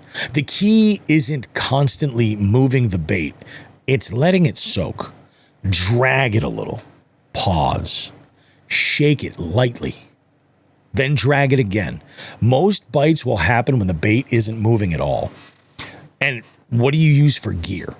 For your traditional worms, like 6 to 8 inches, something in like the 7 to 7.3, like medium, heavy, fast action, paired with a fast bait caster will be awesome. You want to use relatively heavy line. 15 to 17 pound fluoro is great around rocks and open water. If you're fishing grass, I would say if it's a lighter grass, fluorocarbon will be the move there too. But in heavy stuff, you want that braid to kind of saw through some of that vegetation. Now, on those giant 10 and 12 inch worms, just step everything up a little bit. So a slightly longer rod that's heavy power with a fast action is going to make casting those longer plastics way easier while giving you the backbone to drive that hook from a distance. Again, same thing, you want a faster reel, and you don't want that faster speed reel for working the bait any faster. It's for picking up slack as soon as a fish swims toward you after that bite. And typically those bigger worms can be fished on like up to 20 pound fluorocarbon around rocks or wood. Again, in heavy vegetation, you want to use heavier braid, the rough stuff, to really like saw through it. Now, here's your challenge though for this week. The next time you're out there and it's like 90 degrees, maybe you're like, I just need some water with maybe a little bit of chili lime or chili mango element in there to give me all the hydration I really need and those minerals. When the sun is directly overhead, just kicking your ass. Everybody at the boat ramp is telling you that the bites died. Tie on a worm. Better yet, tie one on that's comically large. Slow the frick down and fish deliberately, because while everyone else is trying to make fish react, you might just convince the biggest bass in the entire lake that lunch has been delivered right to her front door. So hit the hotline. Let us know what's your experience with the worms, or even better, let us know what hang-ups you've had throwing big worms. I'd love to hear about this. Call or text the hotline 413-324-8519. Jigheads, feel free to chime in as well. I'm curious. Let us know. One thing I do a lot too is wobblehead. So like those football wobbleheads, you throw a big worm on that because you can drag it across the bottom, and that wobblehead allows you to pull it through those rocks because the head doesn't get wedged, because that pivot point, it's similar to like a Carolina rig kind of fishing. I've done that. Probably the first consistent big fish bite I ever got on was a Magnum shaky head style with that big, like 10 to 12 inch ribbon tail. Well, when I was out today, I had rigged, it was a 12-inch Berkeley ribbon tail, absolute giant, and just enormous. And I had a half-ounce bullet weight on there. And what I did was I just Texas rigged it. But, I actually, when you first insert the hook into the end of that worm and you feed it on, I fed a little bit more plastic on and let the worm go up and over my knot a little bit. Yep. And then what I also did was I used 2 bobber stops on that Texas rig. I put one in front of the weight and then one on the back, so that if I wanted to kind of lock it, so it gave me a little bit of room, a wiggle room to play with. And the other thing too is, the nice thing about using the big worms, after you get a few bites and you put a few fish in the boat, they're going to get beat up. They are. But what's nice, they'll usually get beat up around the hook. You can take them off and clip a little bit off, like maybe a half inch or 3/4 of an inch, put it back on, and you can still fish that pretty damn well. If they stop biting it, then maybe you switch it out, but you can get a little bit more. John comments in here. He goes, keep in mind, snake eggs start hatching in mid-August and September, and anything 6 inches long that looks like a baby snake on the water is going to get snatched. You're absolutely right. Yep. Absolutely right. 100%. You mentioned lampreys, Mike, earlier before we started recording. Like it's these big worms. They're basically mimicking so many different things that are out there. And, my big thing was I always had this concern with a big worm. Are they going to be able to slurp up that whole thing and get up to the hook? And yes, they can. Like these smaller fish are like in bluegill, they're going to try to attack that tail too, and you're going to feel it 100%. And you can't, but I'm telling you, I put a number of them in the boat today, decent bass that were just maybe 1.5 pounds, just gulp. And I was like, this is fucking fantastic. I don't know what I've been thinking. That double bobber stop thing is also a sneaky way to make a Texas rig into a Carolina rig. Yeah, absolutely. Because then you just slide that weight up a little bit. You do that double bobber stop, you just slide that bobber, the bottom one up, and you can basically run that essentially like a leader. Yeah. So if you're fishing places that have heavy grass and you find that you're constantly getting like hung, you can run that a little higher up the line, and then that worm will kind of cover up a little bit. I do that because I hate tying like a true Carolina rig. Yeah. But I will do the double bobber stop deal because then I can basically add some separation between the weight and the bait. Yeah. So yeah, give it a shot. I mean, when we were at Bass Pro, we picked up some 12-inch ribbon tails. We also picked up 2 different colors of straight tails that were, I think, are they 10s or 12s? They're big. The kind of thing that's like the packaging is like exaggerated, just enormous. And like it's, grab a pack, green pumpkin, June bug, black. Like morning dawn. I'm telling you, for some reason in the ribbon tail, that freaking morning dawn color is killer.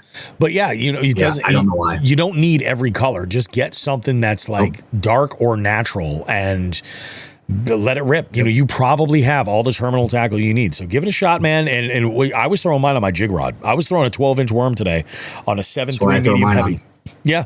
And I'm like, definitely do the job. It was not the heaviest cover. I would definitely probably use a heavy rod on like stupid heavy grass. But it was. Yeah, if you're like punching it into thick stuff, you're on a little bit longer rod or a little bit heavier power. Yeah. Yeah.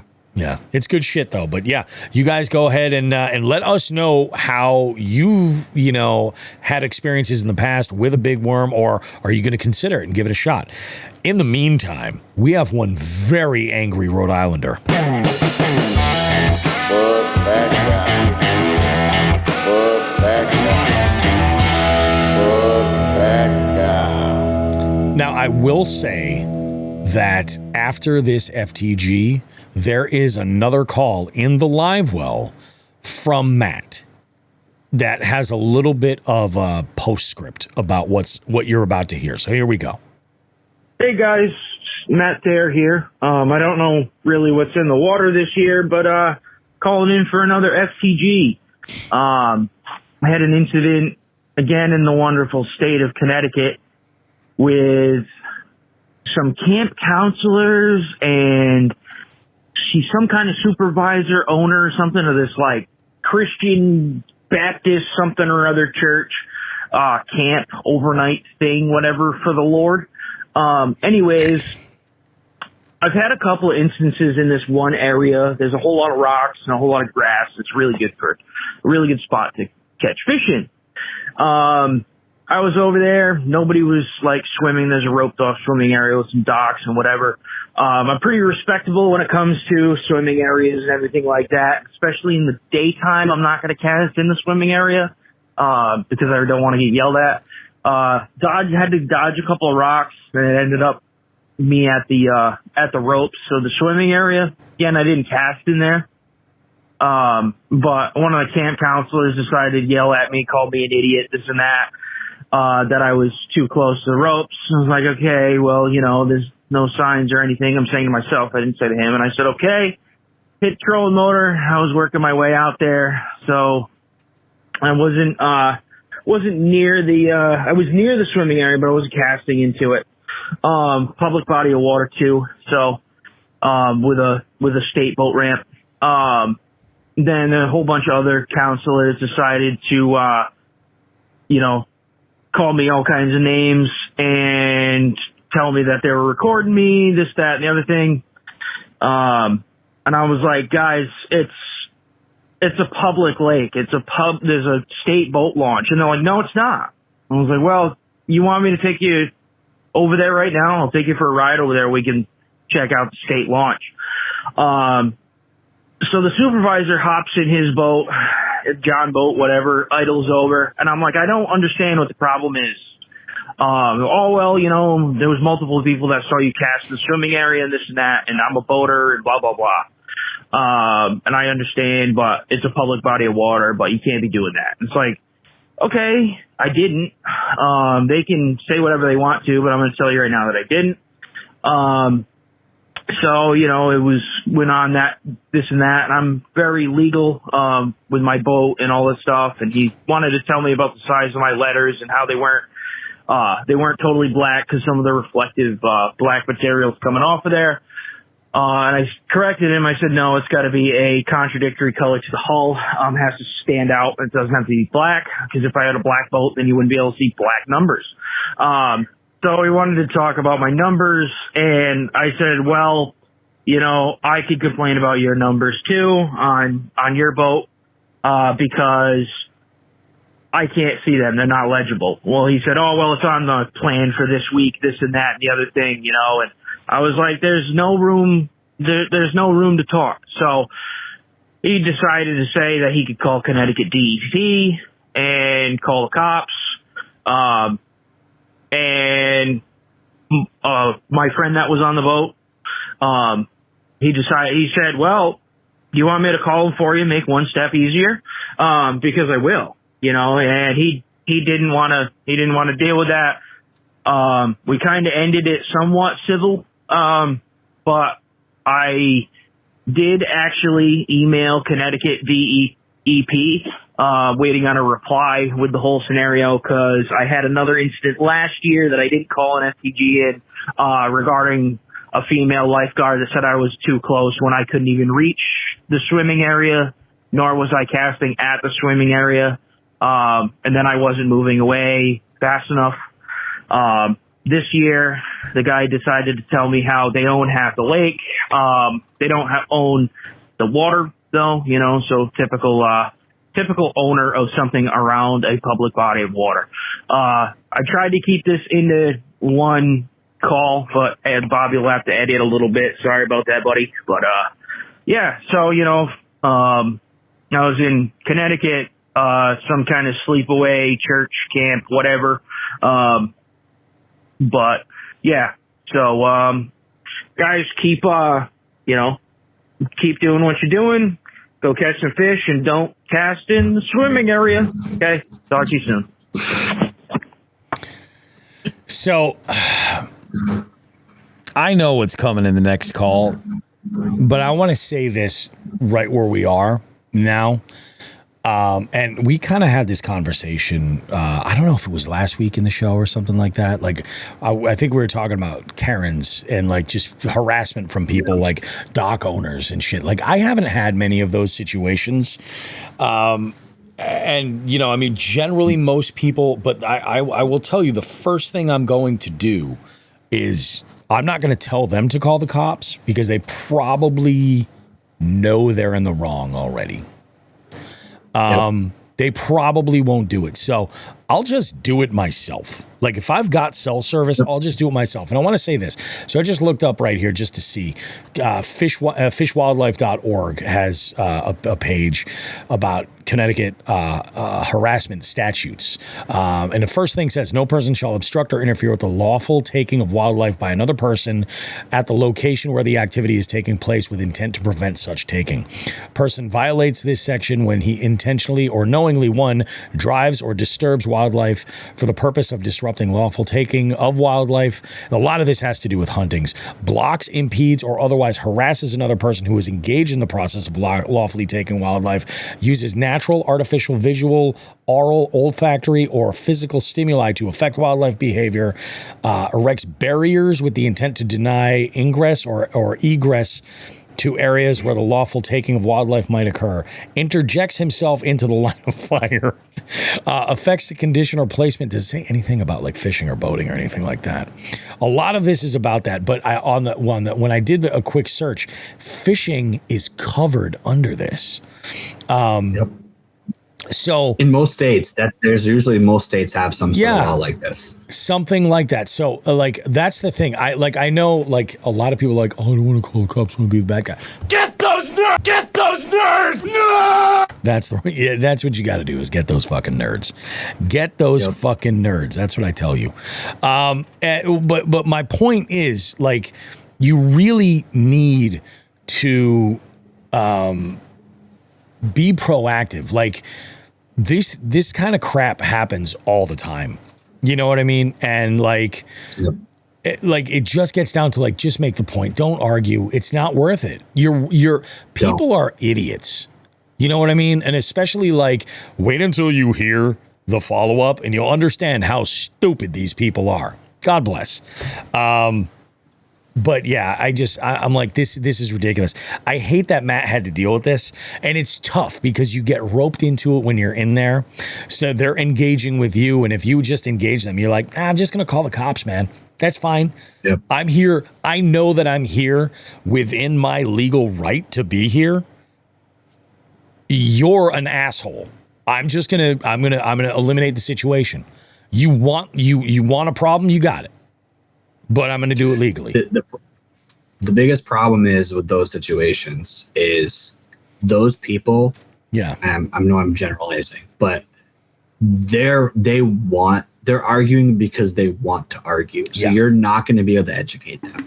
They're not going to accept reason or logic. They're arguing with you for the sake of arguing. Yep. Now, to be fair, this is where I play devil's advocate because I've seen it happen, and I've had, I would say, maybe 2 interactions.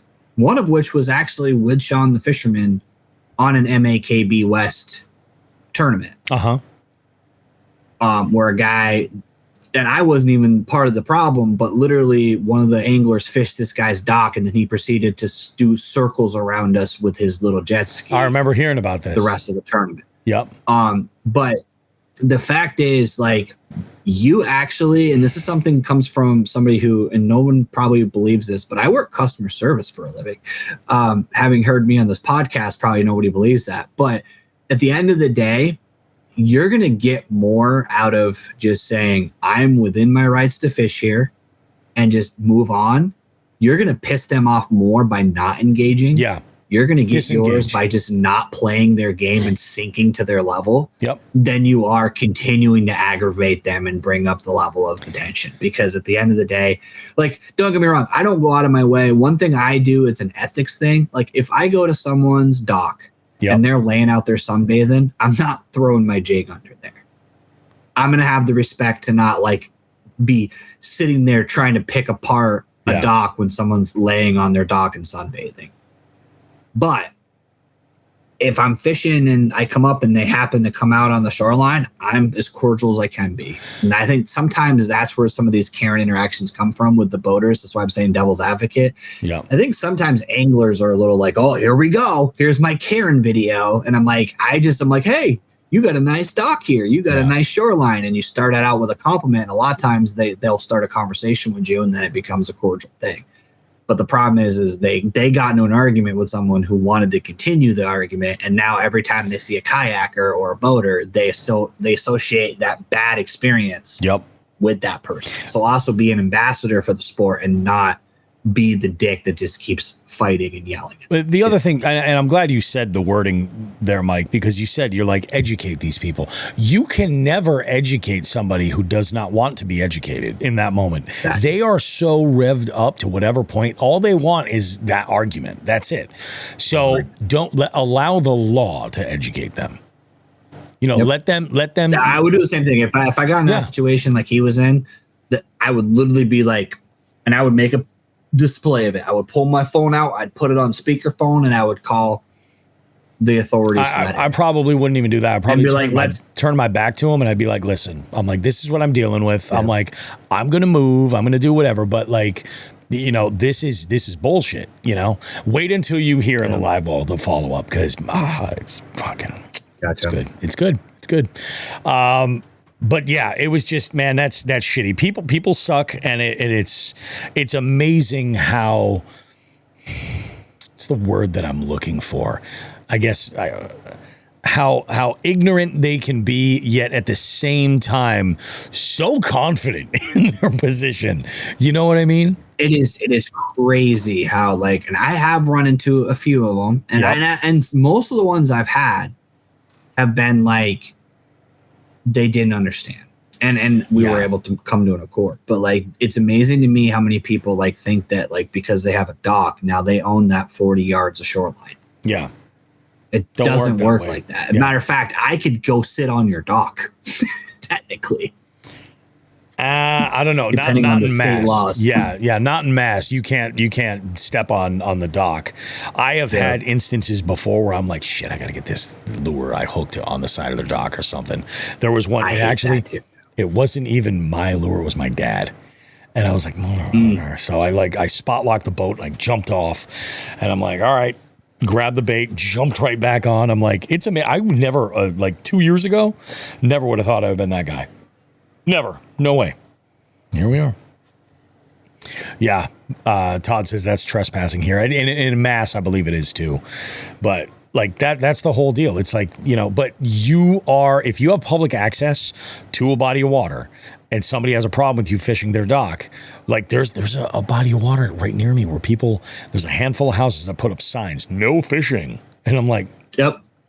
The lake that I was doing the tournament on, that's what they had a bunch of no fishing signs, and they thought that stopped you from fishing. Like, well, I have signs. And I'm like, I can have a sign too. It doesn't make it legal, dude. Yeah, they're super cute, and I really like them, but it doesn't mean anything, you know?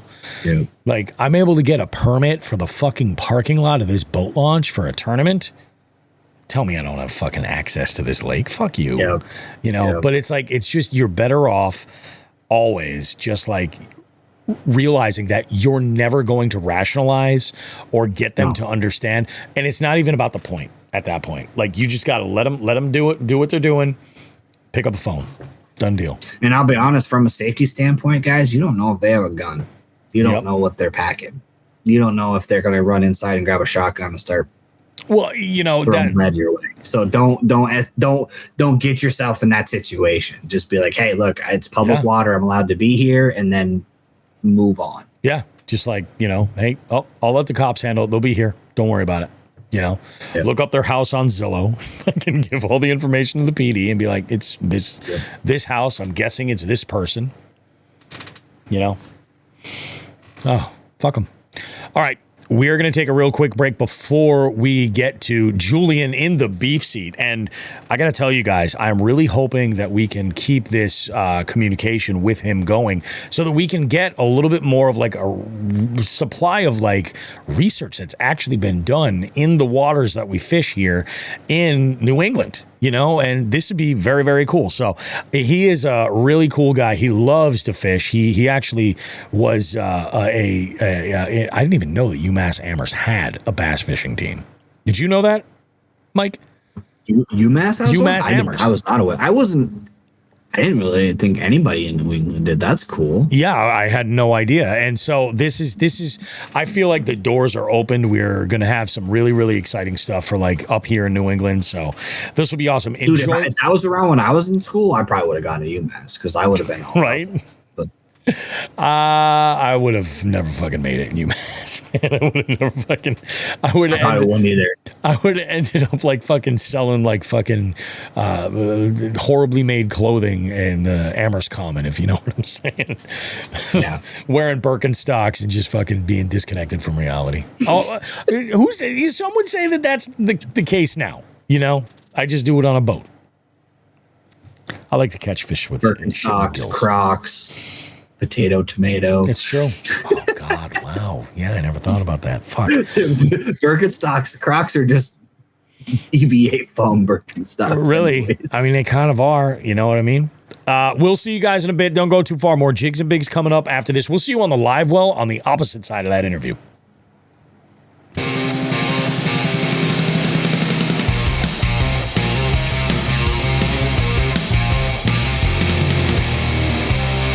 Alrighty, guys. Bobby Roast Beef here, and man, we got a great segment this week for you. In the beef seat, we have a Western Mass guy, Julian Burgof. He is with us, and he is a local bass angler and a fisheries ecologist, based from right here in our backyard in Western Massachusetts. And he's got a master's degree with Massachusetts Cooperative Fish and Wildlife Research Unit over at UMass Amherst, where he studied juvenile river herring growth, diets and habitat use in coastal Massachusetts lakes and estuaries. He's very passionate about lake ecology and the management of aquatic vegetation in lakes, and hopes or is working in the field related to lake conservation and warm water fisheries management in the future. Julian, glad to have you here, man. Thanks for having me. Glad to be here. You and I, we had a chance meeting at at a local fishery that I like to consider like my home waters. I live about 10 minutes away from that spot at the ramp, and I saw you guys backing in the electrofishing boat, and immediately my radar went off. I'm like, this is cool shit. And you were working with USGS, the Conti Labs, right? Yes, sir. Yeah, that's correct. I've been helping out some projects there at the Conti Lab in Turner's Falls. That's freaking awesome, man. And you were doing, I assumed you guys were doing like a population survey or something like that. And I made the decision at that point. I'm currently in a monthly team tournament right now. And I think this was like, as we were getting down to the wire in this monthly, and I was looking for some big. So I was like, I'm going to go in the back. We're going to fish those docks. We're going to do this. I saw that you guys were going back there. I'm like, I'm going to stay out of their hair. We're going to go catch smallies. And I'll tell you what, my plan worked because I put a couple of smallies on the board, and I can't be mad at that. But you were out there. Now, what was it that you were out there doing that day? Were you guys just doing a population survey, or what was the? Yeah, so we were actually collecting some fish for some like swimming performance studies. Oh, so a lot of stuff that the Conti Lab works on there is like work related to informing fish passage, like getting fish over dams. Gotcha. So like the fish elevator and stuff like that. Right. Things like that. So I've been helping out on a grad student's project that works with, biologists there at the lab, where they study the swimming abilities of different fish, basically. And so we were collecting, I think that day, like bowfin and pike to test their swimming abilities. Really? Some like experimental flumes. That's pretty freaking crazy, man. Because like normally when you catch, any species of decent fish, the most that fish has to really kind of worry about, aside from possibly going home with somebody. But Connecticut River waters, we don't recommend that. But I would say the one thing is usually like a fat bearded guy like myself holding their phone up with them and then, letting that back in. Little did they know they were going to get judged on their swimming abilities. This is like an Olympic sport. I picture you guys holding up signs with like 7.8. Like you're like, that bowfin can do better. Yeah, no, it's funny. It's an interesting research for sure. It's a little different. But yeah, pretty cool. And bowfin are just such fascinating creatures. Totally, man.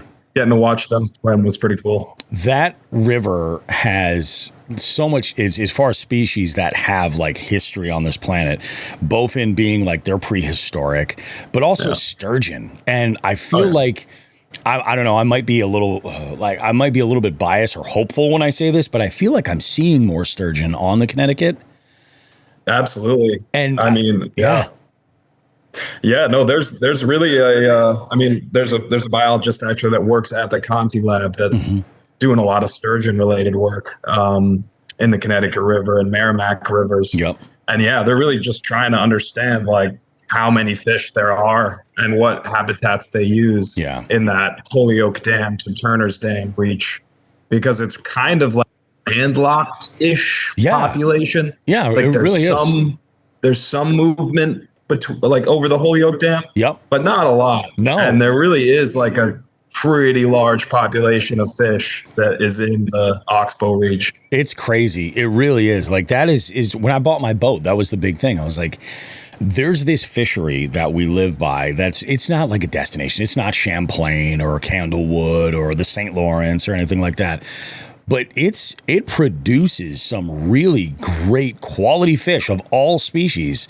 Absolutely. And it's right here in our backyard. So that was like a big decision for me because it's large enough where going out and fishing it in a kayak, like you'd spend a lifetime trying to break it down. A lifetime easily.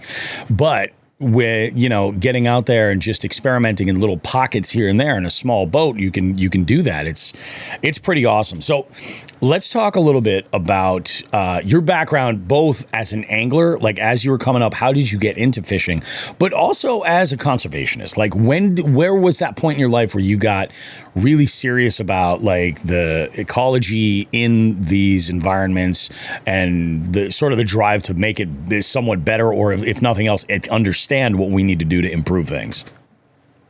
Yeah, totally. I think I've just always been really into nature, and the outdoors ever since I was a little kid. Yep. Whether it be, like rocks or, amphibians, whatever I was messing around with as a kid, always outside. My family didn't fish. I got into fishing sort of through a friend when I was maybe 9 or 10 years old. And then he actually moved away, and I didn't really have anyone that fished, but I really was drawn to it. Yep. And I was sort of a product of maybe like the first era of like YouTube kids, where I learned a lot from, YouTube, like early YouTube videos, maybe like 2009, to 10 era. Oh yeah. Those early bass fishing YouTube is like where I consumed all this information and then just would go out to my local ponds and try to, repeat what I was seeing. Exactly. Emulate that. Learning that way. For sure. No, I think that's awesome. Now, one of the things that I did not realize was even a thing until we had a short conversation at the ramp was that, and if I may be confusing this, but did you start the bass fishing team over at UMass Amherst? Sort of. I didn't actually start it. Someone a while ago, like over 10 years ago, actually initiated the club. I didn't even know no one fished tournaments. Yeah, no one fished tournaments. And a couple of my friends that were a little bit older than me that I met through UMass, Evan McCarthy and John Hastings, had met through the club. It wasn't an active club, but they both had found it on, the campus website or whatever. And they linked. And then I had fished a little bit, tournaments in high school and wanted to fish collegiate tournaments. And I ended up going to UMass and was like, oh, this is a good opportunity to maybe start something. So, my buddy John Hastings and I were the first ones to actually get the club active then start fishing then FLW, MLF tournaments. Cool. That's the thing. Like, I had no idea that there was a club at UMass at all. And I mean, it's awesome. That's freaking good. Congrats, dude. To you. Good job. Are you still into competitive fishing, or are you just more or less like most of us, like just out there chasing the journey? Yeah, I mean, a little bit. I'll fish a couple tournaments a year. I mean, not a lot. I really like fishing up at Lake Champlain. Oh, yeah. I'll fish a couple tournaments. Actually, my buddy John that, I met through UMass and I are fishing a tournament at Ticonderoga this coming Saturday. Oh, that's awesome. Yeah. So, I'll fish a couple tournaments here or there, but not really. Mostly I'm just out recreationally. Just out having a good time. Yep. And that's the thing. I've learned that getting into this and creating media, that most people, that's what it is. They're just out doing their thing, like getting into nature, having fun. They're on a journey, they're adventuring. And then you've got, this pocket of like super competitive folks that are just dialed. And you do realize that is they might be the loudest group of people that are out there, but they're not nearly as large as the vast population of people that are just out there doing it. But it's wild stuff, man. So as far as getting into nature, where was it where you had made the decision? You're like, yeah, this is what I want to do with my career for a living. Yeah, I mean, I don't know. I always just thought it was cool that you could do stuff outside for work. So that was probably the first impetus. And I was always interested in science, but it wasn't something that was a dream of mine. To be a scientist or anything like that. But yeah, I was just always interested in fish. And I got involved pretty early on in my undergraduate at UMass with a lab that was doing river herring related research. And I thought that was interesting. I was able to do some an internship with them in the summer where I did field work. And yeah, I mean, I just sort of got sucked into the science side of it through my undergrad. And realized, you can make a career out of it, albeit, you kind of need to go to graduate school to make any sort of reasonable money. It's true. In fish science. But yeah, I just decided to do that and pursue a career in fisheries biology. That's freaking awesome. So one of the things that, and this is, although pull back the curtain here, is that we have, there's no shortage of what we call science oriented or scientifically oriented content that's out there, where you'll have professionals pop in and give their commentary from your perspective, being on the water and seeing data come through, and then finding out how this will or can relate to your average outdoorsman. What the things that we can learn. And, there's a handful of folks that are out there that have, gone on a bunch of different content. And this is something we've always wanted to do with Jigs and Bigs, but we wanted to do it our way. So our chance meeting at that ramp was everything. So if this goes well and you're down to do this, we'd love to have you on in the future as sort of our go-to local person where we can talk about some stuff. And there's one thing I do want to talk about in this episode, and I feel like you've got a little bit of a good position where you've got have seen some data, and that's vegetation. I hear it all the time. One of the big questions that we'll get is how do I fish grass? I'm trying to fish grass. It's like this, or I'll hear folks will talk about a body of water and they'll say, oh, it's too choked up. You can't get in there and fish. And I mean, if you look around at the equipment that you've got or that's available to you when you fish the right presentations, these are fishy environments. They're going to relate because of the oxygen, the cover, all of this other stuff. But you have what we say loosely on the show is places that'll just nuke the weeds because they're a nuisance to folks or anything. Can you weigh in a little bit on that? Like, I think that's like the worst possible thing in the world. But again, I don't know if I'm being over dramatic or not. Like, what's the science actually say, the data? I mean, it's a complex thing, it's, and it's really a balance of like a lot of different interests. So it's like, bass fishermen tend to like aquatic plants because they've experienced catching fish that are living in them, stuff like that, and can appreciate its value as habitat and like, clean water and things like that, things that we see from being on the water. But then, you've got all sorts of different groups of people that, use waterways, whether it be for swimming or just, lakefront property owners, etc. That are like, we want our lake to be a swimming pool or whatever it may be.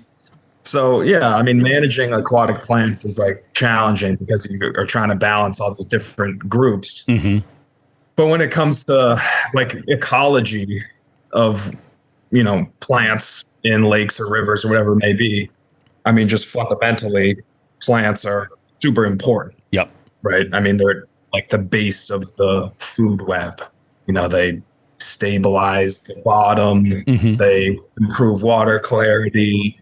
They provide habitat for things, for fish and other stuff, wildlife. So they're really important. Obviously, we deal with like a lot of non-native aquatic plants that have been moved around a lot and tend to grow really prolifically in certain places. Really nutrient-rich places where they can just kind of explode. Yep. And so those are the sort of areas that get targeted a lot for management. And the implications of that are really complex. Like it can be bad. It can be bad in terms of like jacking up the water quality. Say when you hit a lake that's has a ton of milfoil, say, and you treat the whole thing in the summer when it's hot, those plants are going to die, release all those nutrients, and make the water quality really bad, algae blooms, etc. Dissolved oxygen is going to go down, jack up the fishing, etc.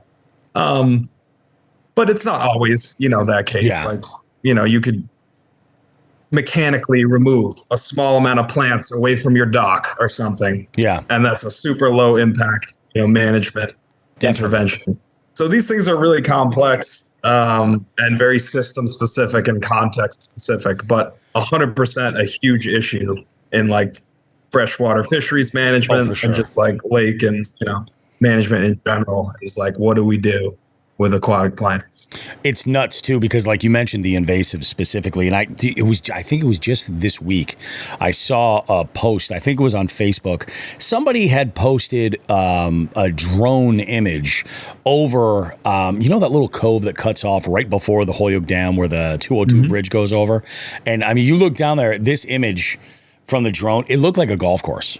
Is what it looked like because it was just so great. It looked like a perfectly manicured lawn, and of course, every expert that's out there is jumping in. I use that term "expert" sarcastically because they're all like, "Oh, it's a toxic algae bloom. It's a this. It's a that. It's." What is the impact of where? I guess what I'm asking is like, what's the tipping point where an invasive, for instance, overtakes an area and it becomes a real problem? Are we talking like light blockage? Is it? What's the primary focus? So in that particular instance with that tiny, cove, so that's water chestnut. Yep. Oh, so yes, it is. This floating plant, that can form these super, super thick mats over areas of aquatic water bodies.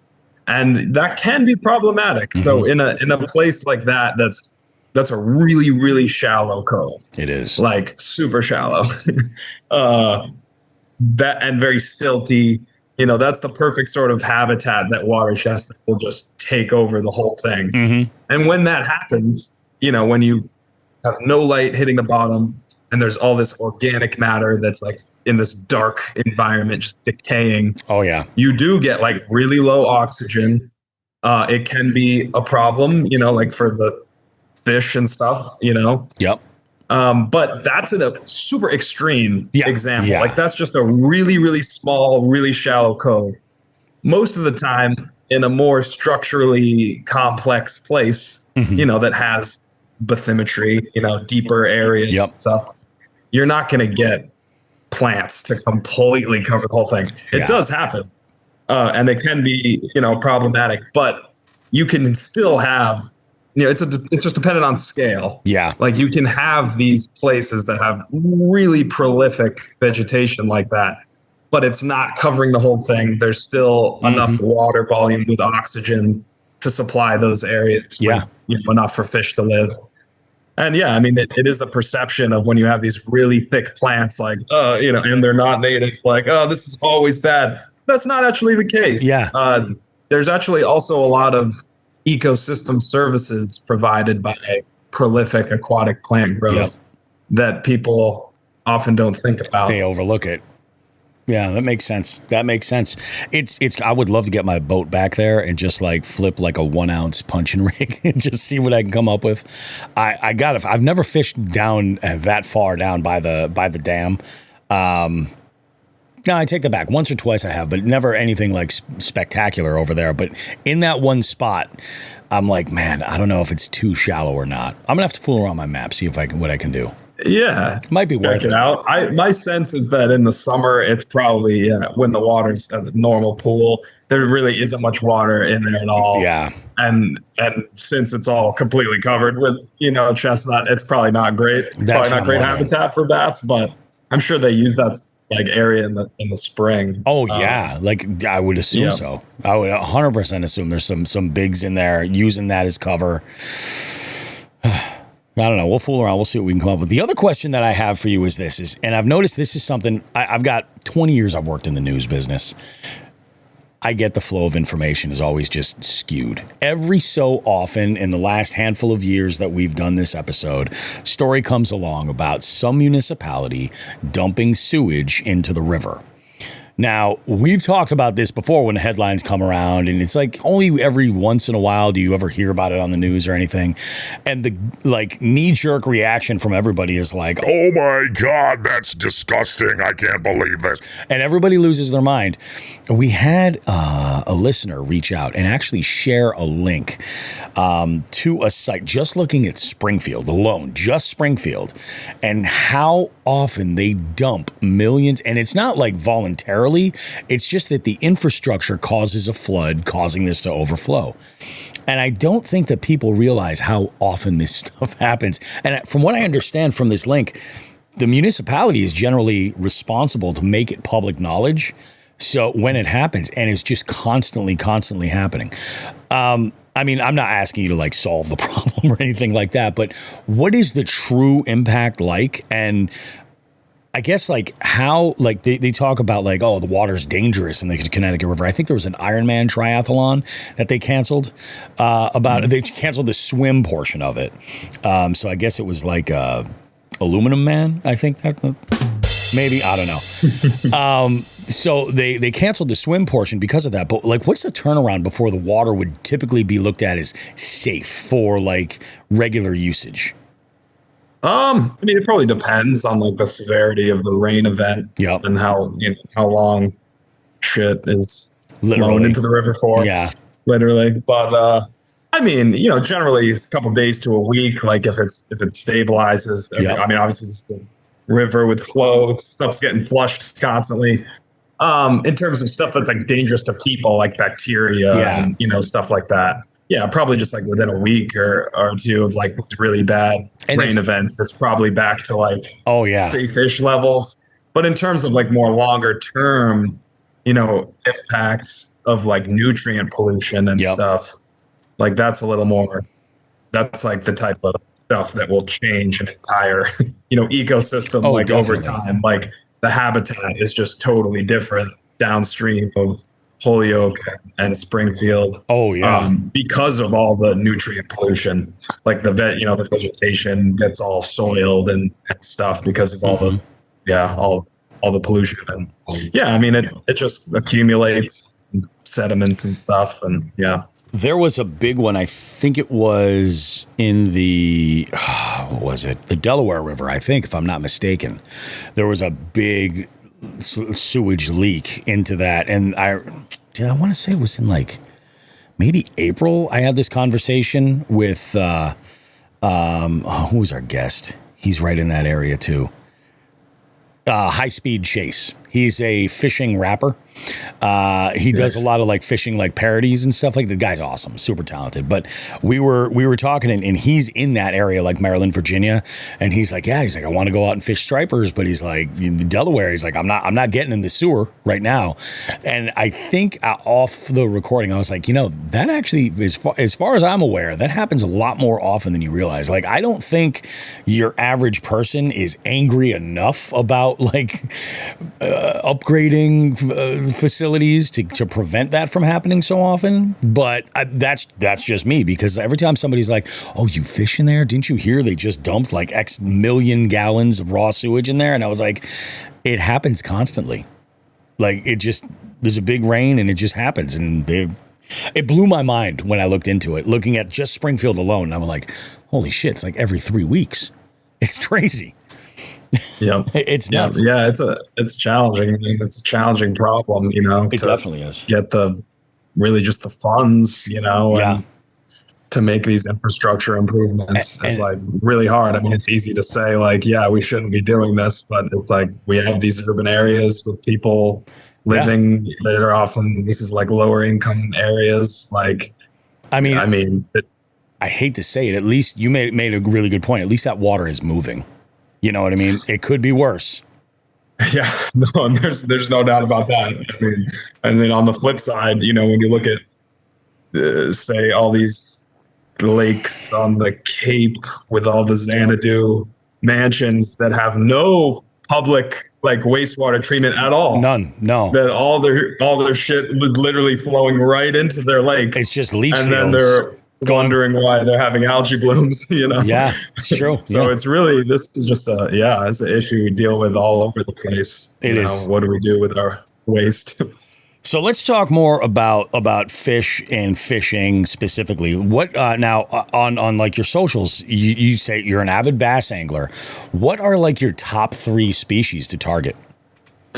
Oh man, yeah, I'm pretty like hyper focused on bass. I really don't fish for other stuff like Fair at enough. All. I fish for, and even within bass fishing, I just fish for largemouth. Like 80% of the time, I'm just like a dirty, shallow, like old school power fisherman, basically. I like to, throw jigs and definitely. Who doesn't? Top waters, punching and frogging and stuff.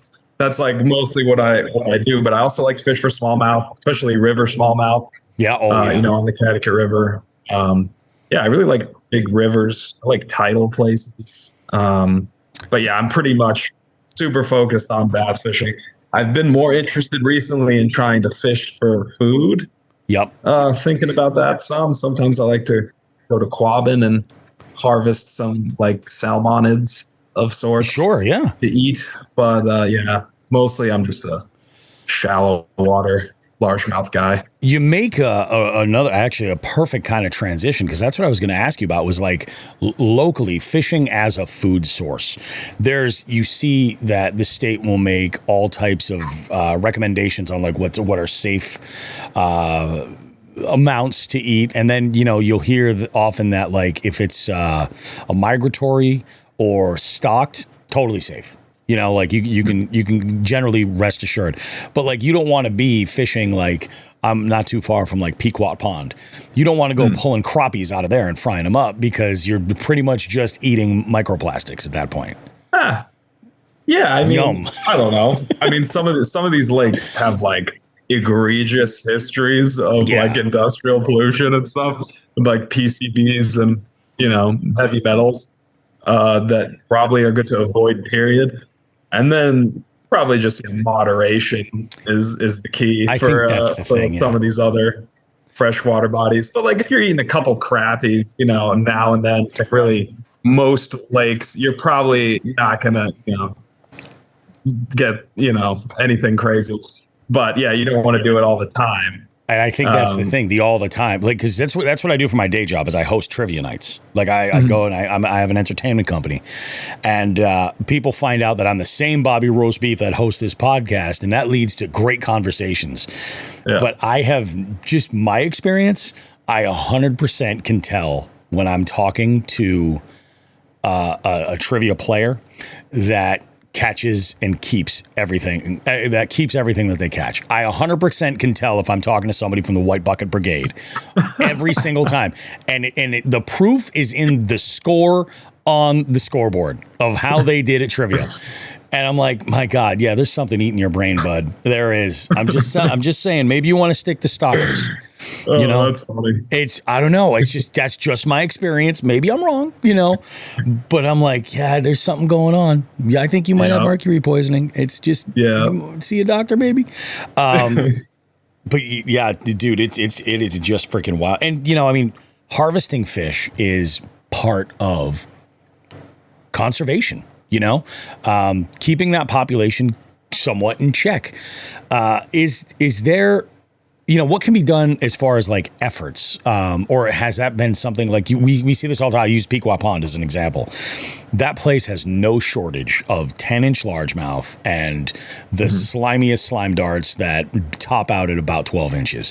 And it's totally overrun. Now, I don't want to recommend that folks go and just cull whatever out of there just because you have to do these things in a responsible way so that you don't decimate an entire population of fish.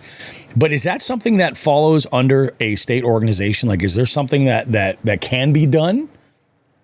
Yeah. I mean, in terms of, fishing regulations, that is, like one of the ways that management agencies can try to make changes to some sort of, fish population is by trying to change the range of mostly sizes, that people are keeping. Yep. I think that like lever, that mechanism of like fish population management is kind of going away or not even really like a thing anymore because everyone practices catch and release like pretty religiously. Oh, yeah. And like almost to a fault. At least here. Yeah.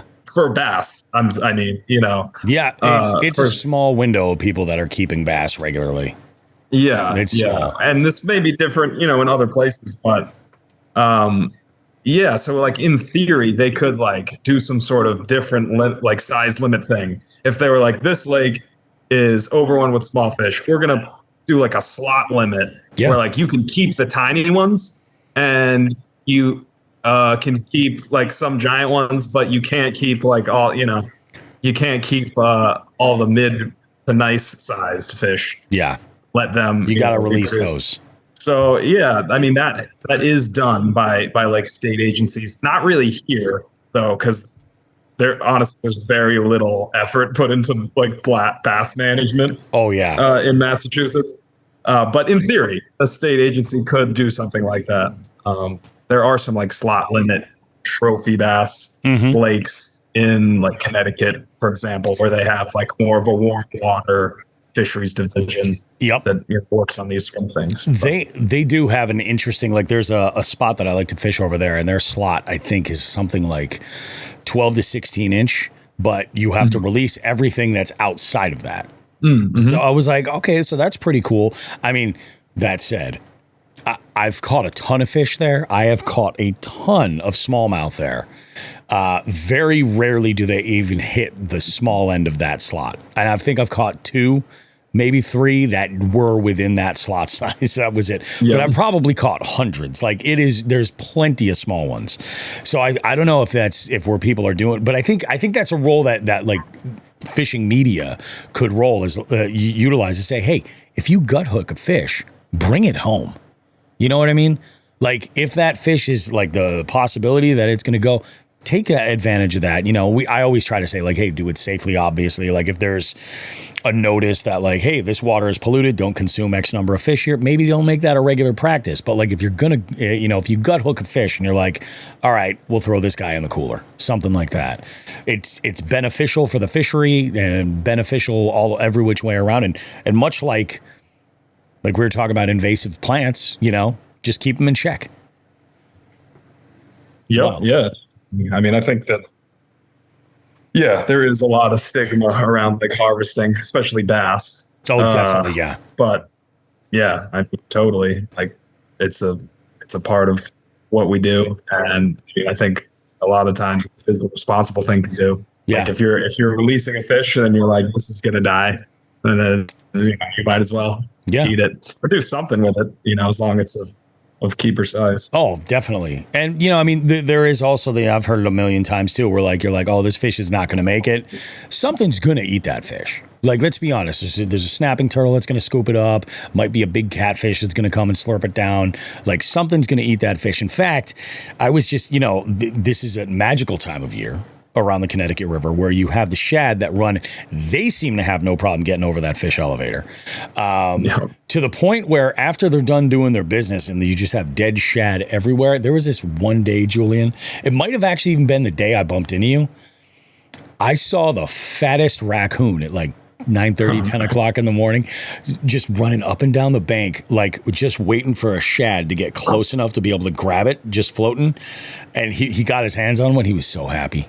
I'm like, good for you, buddy. Again, what are you doing awake at 10 a.m.? You should be tucked away somewhere. So I'm going to keep my distance, but it is what it is. Yep.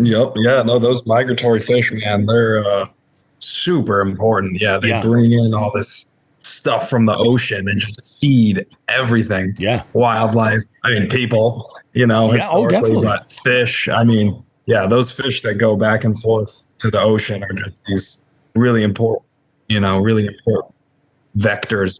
Oh yeah. Nutrient. And it's crazy how far up you'll see them.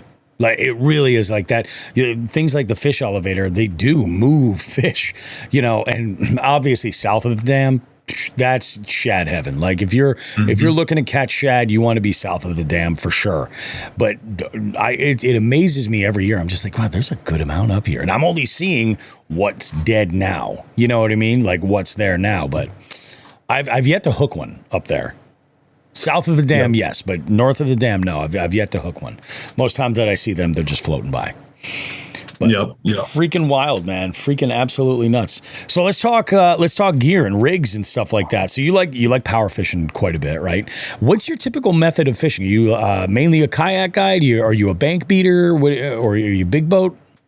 Sort of all of the above. That's the way to do it.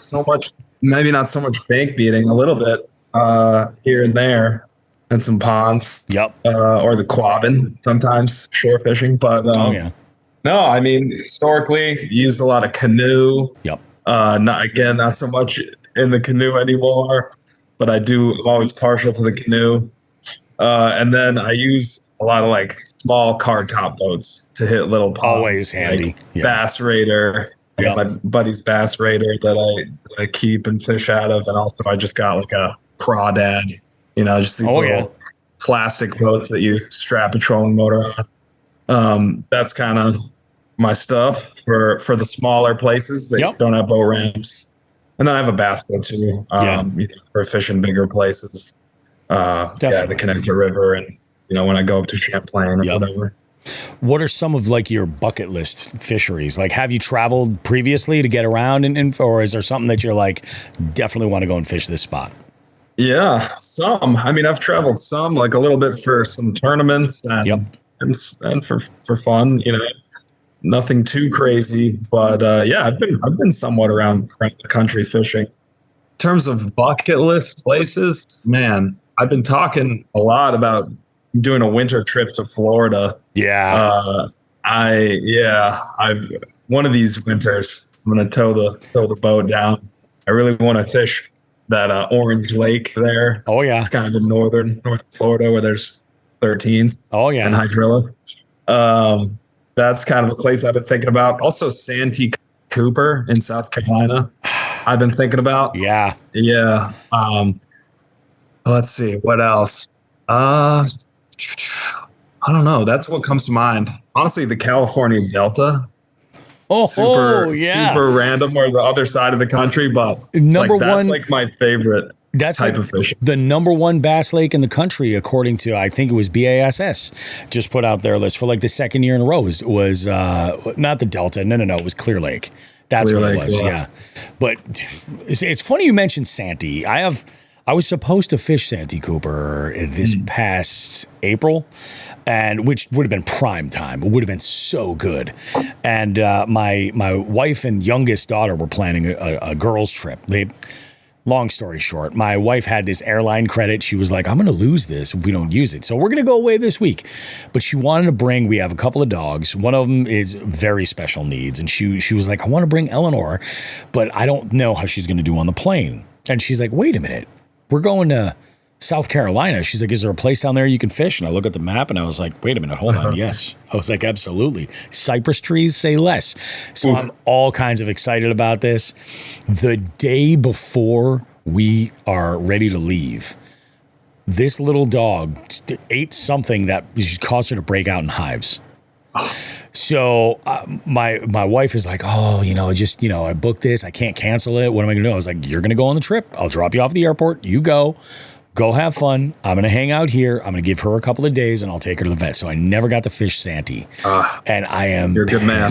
I am pissed. But I do have a really good trip coming up. And they would talk about like the way like states and state agencies work with fisheries and biologists and ecologists to kind of like really dial stuff in.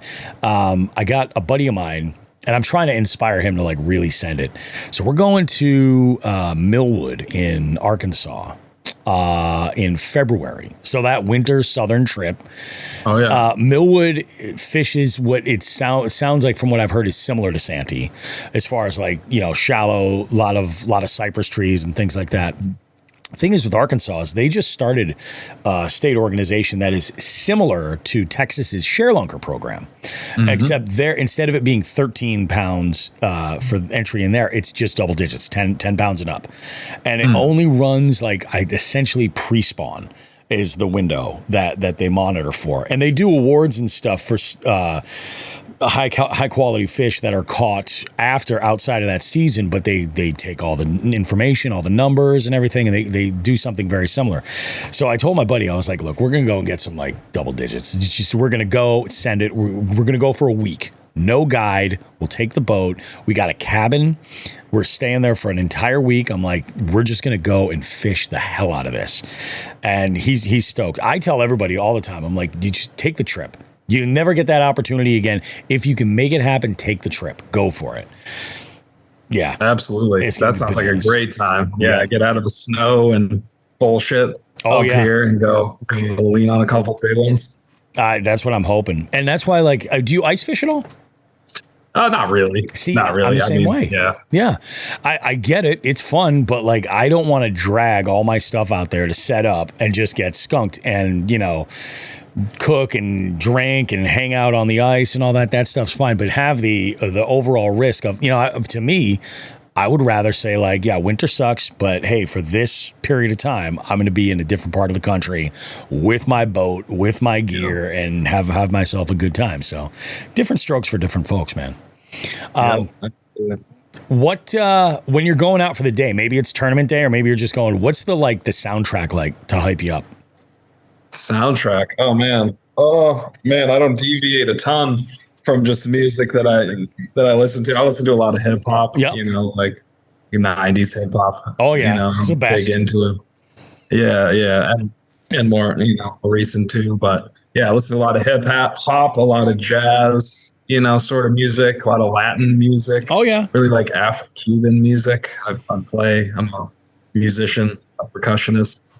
Oh no kidding, nice. So, Yep. It's funny you mentioned like I've been really, really into this one artist, Hermanos Gutierrez, who has like what I would consider like desert vibes, Latin inspired, like just chill stuff. And it's so good, man. Like it was so good. Nice. Saturday, I was at this one body of water, the place where they have that slot limit. And I'm there and I'm catching dinks all over the place. And I got the Bluetooth speaker on. That's playing in the background. It's Saturday, 4th of July. And there's a bald eagle flying overhead. And he was looking for fish as well. I didn't see him hit the water once, so I don't know if I had to move on. I don't know if he found success, but I was like, there's something so cool about this. It's the best part about being out there. Absolutely. You know, absolutely. Best part about taking it all in. Yep. I love it, man.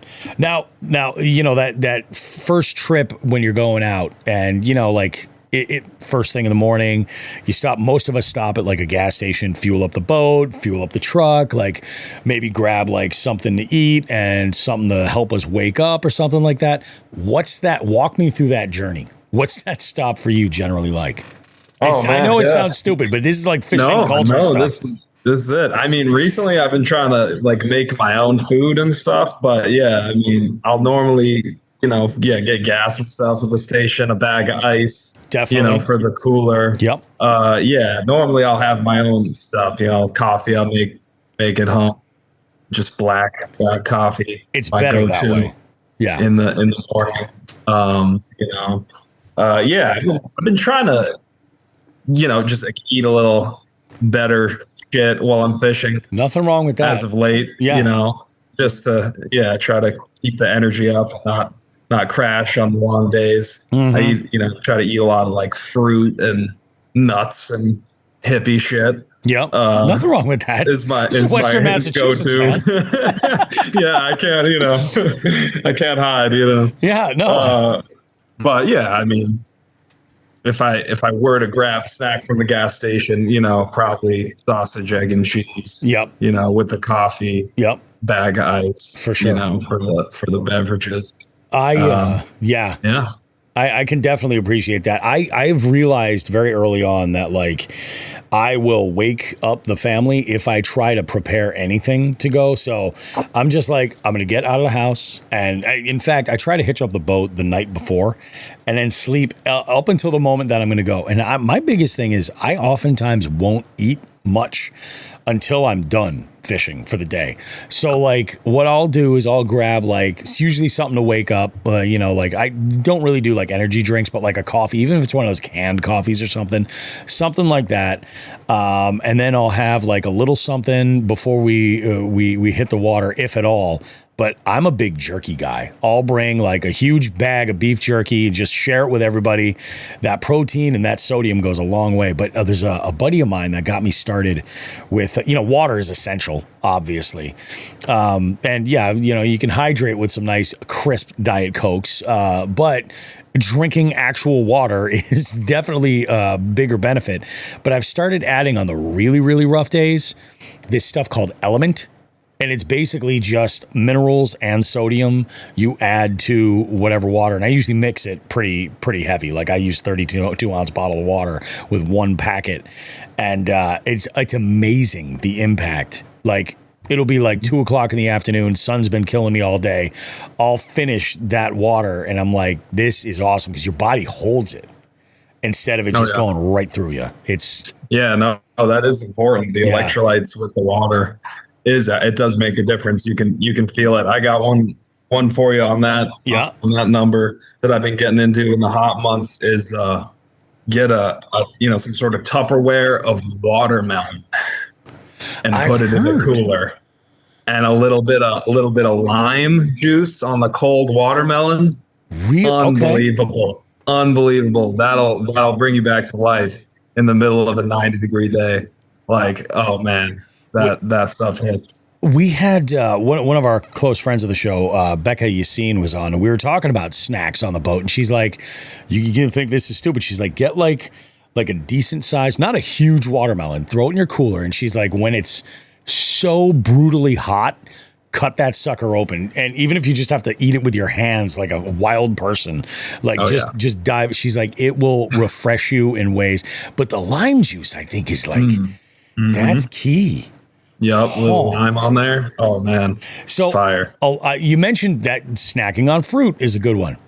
Do you subscribe to that whole theory about bananas on the boat being bad luck? I mean, not really. I mean, I'm not superstitious. I mean, if I'm fishing with other people, maybe I won't try my luck there you go, on the banana. But if I'm by myself, I really don't care. I'll eat a banana. Yeah. I'm not really that superstitious, but I'm respectful of others if they're beliefs. Fair and enough. Don't want to throw the energy off. If I'm fishing with other people, Fair enough. I'll not bring a banana. But personally, I don't. It's an interesting little trivia question. The banana is the largest fruit in the berry family.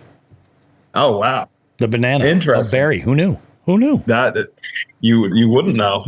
That's a good one though. Friggin' love it, man. No, this is really good stuff. So before we close this one out, Julian, what I really want from you is two stories, because that's what the foundation of Jigs and Bigs is all about. We're all about the community, and as anglers, we all have plenty of stories. So the first one I want from you is like the story that you're most proud about, like something where like imagine like you're out at an event somewhere, maybe you go up to the bar to grab a drink and somebody's like, oh yeah, I heard you really like fishing, and that first story you're going to share with them, like that's just your go-to. But the second story I want is the one where everything just kind of went, the shit hit the fan and it all went sideways. Oh yeah.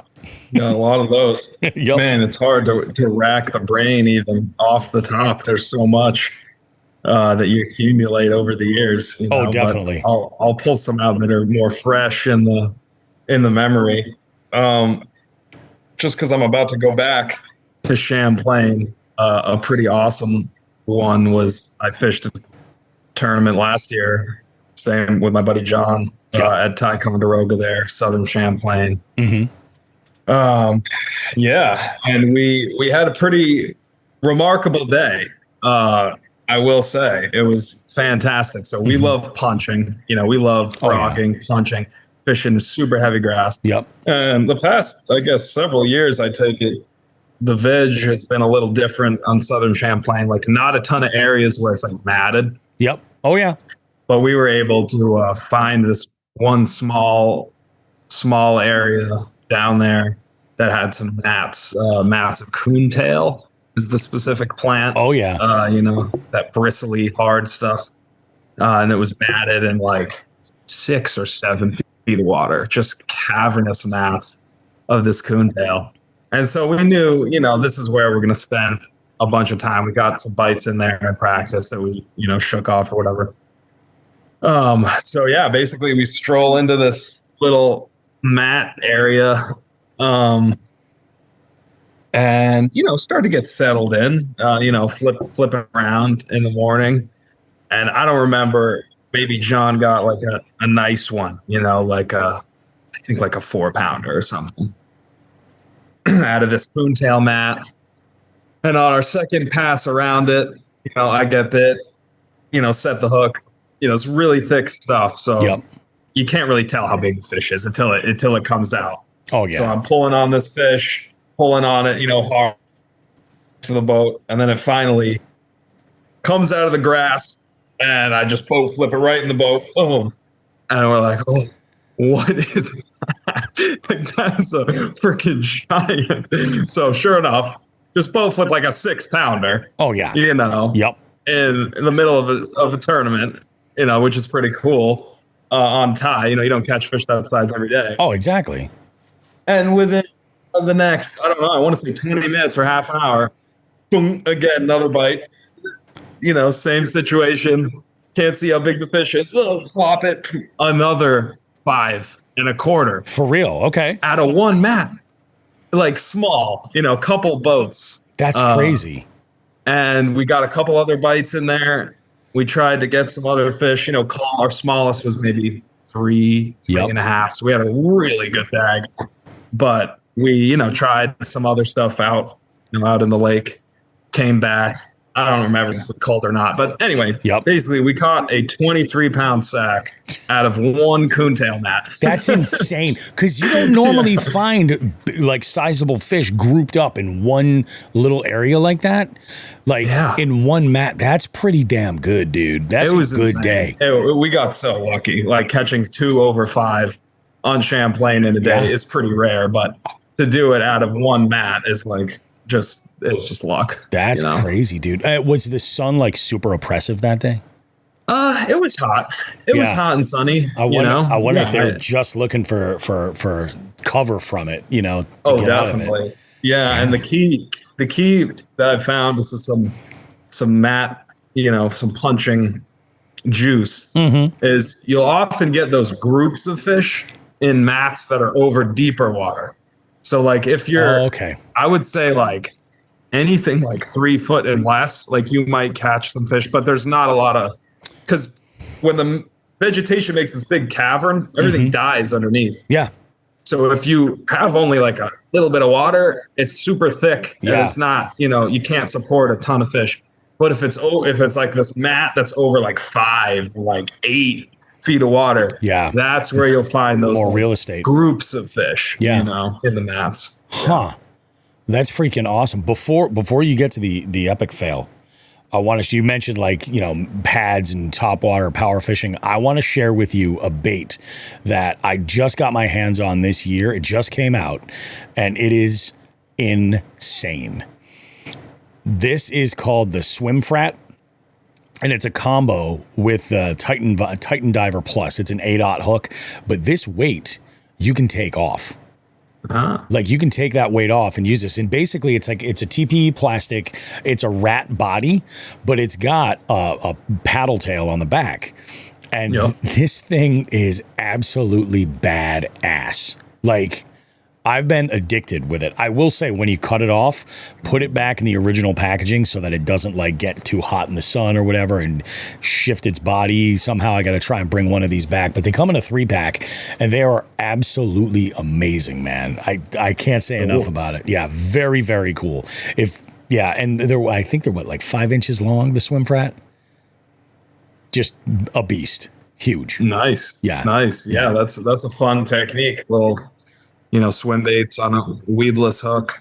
That flashy swimmer can be pretty effective sometimes. Oh, that little blade on the hook. It's the littlest, tiniest detail, but yeah, it can absolutely. I haven't used mine subsurface yet. I've only been throwing it, but I've thrown it and just slowly dragged it right over the top of pads and had many blow-ups with it. Like it's pretty sweet. It's pretty badass. So let's get to that biggest, that epic fail. Man.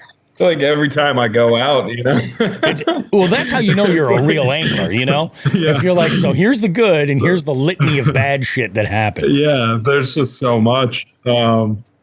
Recently, every time I just got like a new to me boat and I've been working through little shit on it. Like something's been breaking every time. Every time I go out, there's a lot of stuff related to mechanical failures in boats that come to mind. I guess I got one that's also a tournament because now I'm thinking tournament stories. Okay.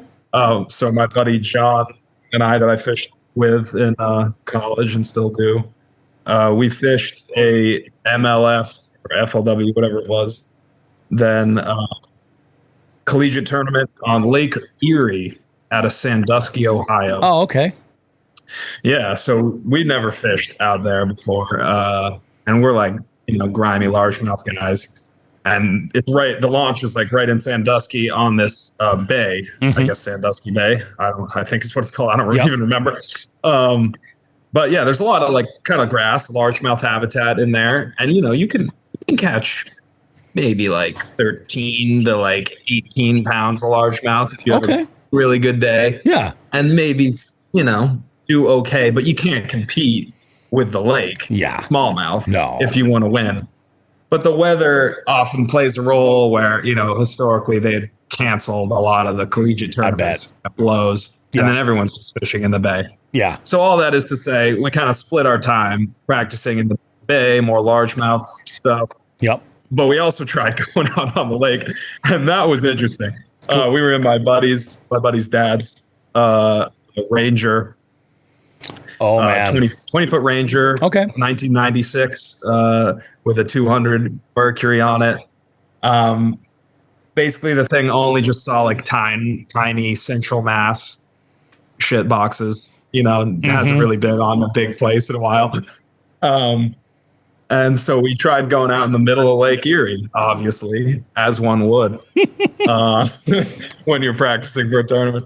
And we don't know what we're doing. Like it wasn't windy. When we went out there, it was actually pretty calm. But out there, we're kind of, even out there, not too bad. Like it's blowing maybe like 4 or 5 miles an hour, and which isn't a lot, but even at that wind velocity, there's like these huge rolling waves. Oh, like yeah. It's not like an inland lake where Not it's at like they're all. stacked, or even a Champlain where they're like, which has its own issues when the waves are really tight. These are like waves, like huge rolling waves. Oh yeah. And so we're out there surfing those. We're like, oh, this isn't too bad.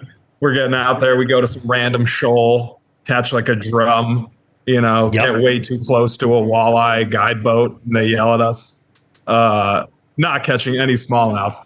Anyway, so we go, get back, try to go back to the cove or the bay at the end of the day, and the wind had probably picked up a little, maybe to like 8 or something, which again isn't tremendous, but when you got 100+ miles of lake that's just hugely massive in every direction, brutal. I mean, the waves stack. So again, these are these rolling waves, but big, pretty big. And we're not that good at driving at this point in our lives. We're like 20 or whatever. And I think my buddy John was driving, and it was like the first time he'd driven in like big waves and stuff. And it's intimidating. Definitely stuffed a couple. Oh, I bet. Like pretty good, stuffed a couple pretty solid. And when we get back to the bay, we noticed that one of the some part of the trolling motor bracket was broken. I can't remember exactly what it was, but something, it's like an Ultrex, Minn Kota Ultrex. Yep. Something with the mechanism, in the bracket, one of the sides was broken, but the other side was still hanging in there. We could still deploy it and stuff. So we are like, all right, we just got to watch that. And we keep fishing, and we're like, forget that. We're not going out there. We're just going to dial some shit in the Sandusky Bay, Yeah, which we did. Yep. We had multiple things going. We had a grass thing going for largemouth where we could catch like 2.5, 3 pounders. Yep. And then we got on like a nice crankbait bite. Oh, that's cranking great. like this rip-rap stuff. And we were catching smallmouth and largemouth, 3 pounders. We're like, all right, we catch like 50 pounds. We're going to qualify for the national championship. We'll be good.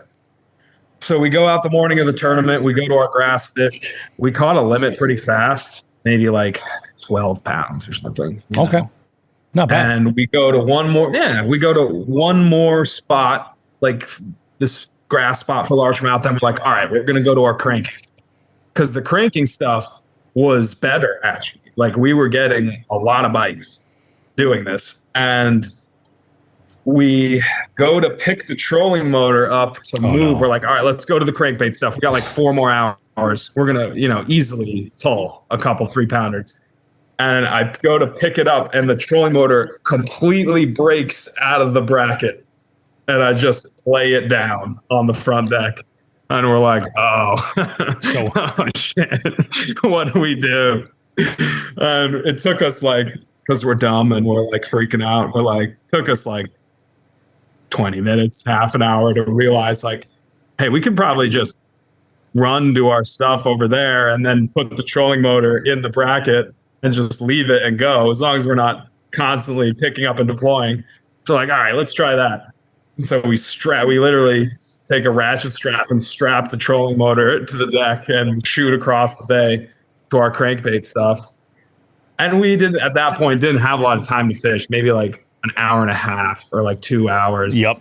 And we got bites. We put the trolling motor in the bracket all loose and just kind of went on low speed down our riprap stuff and got bites, but just didn't cull. And we ended up missing like the qualification by like a pound or something. No. And which would have been going to Florida the next year for the national championship. Yep. So that was a bit of a fail there. Just not prepared for going out on the big lake that we paid.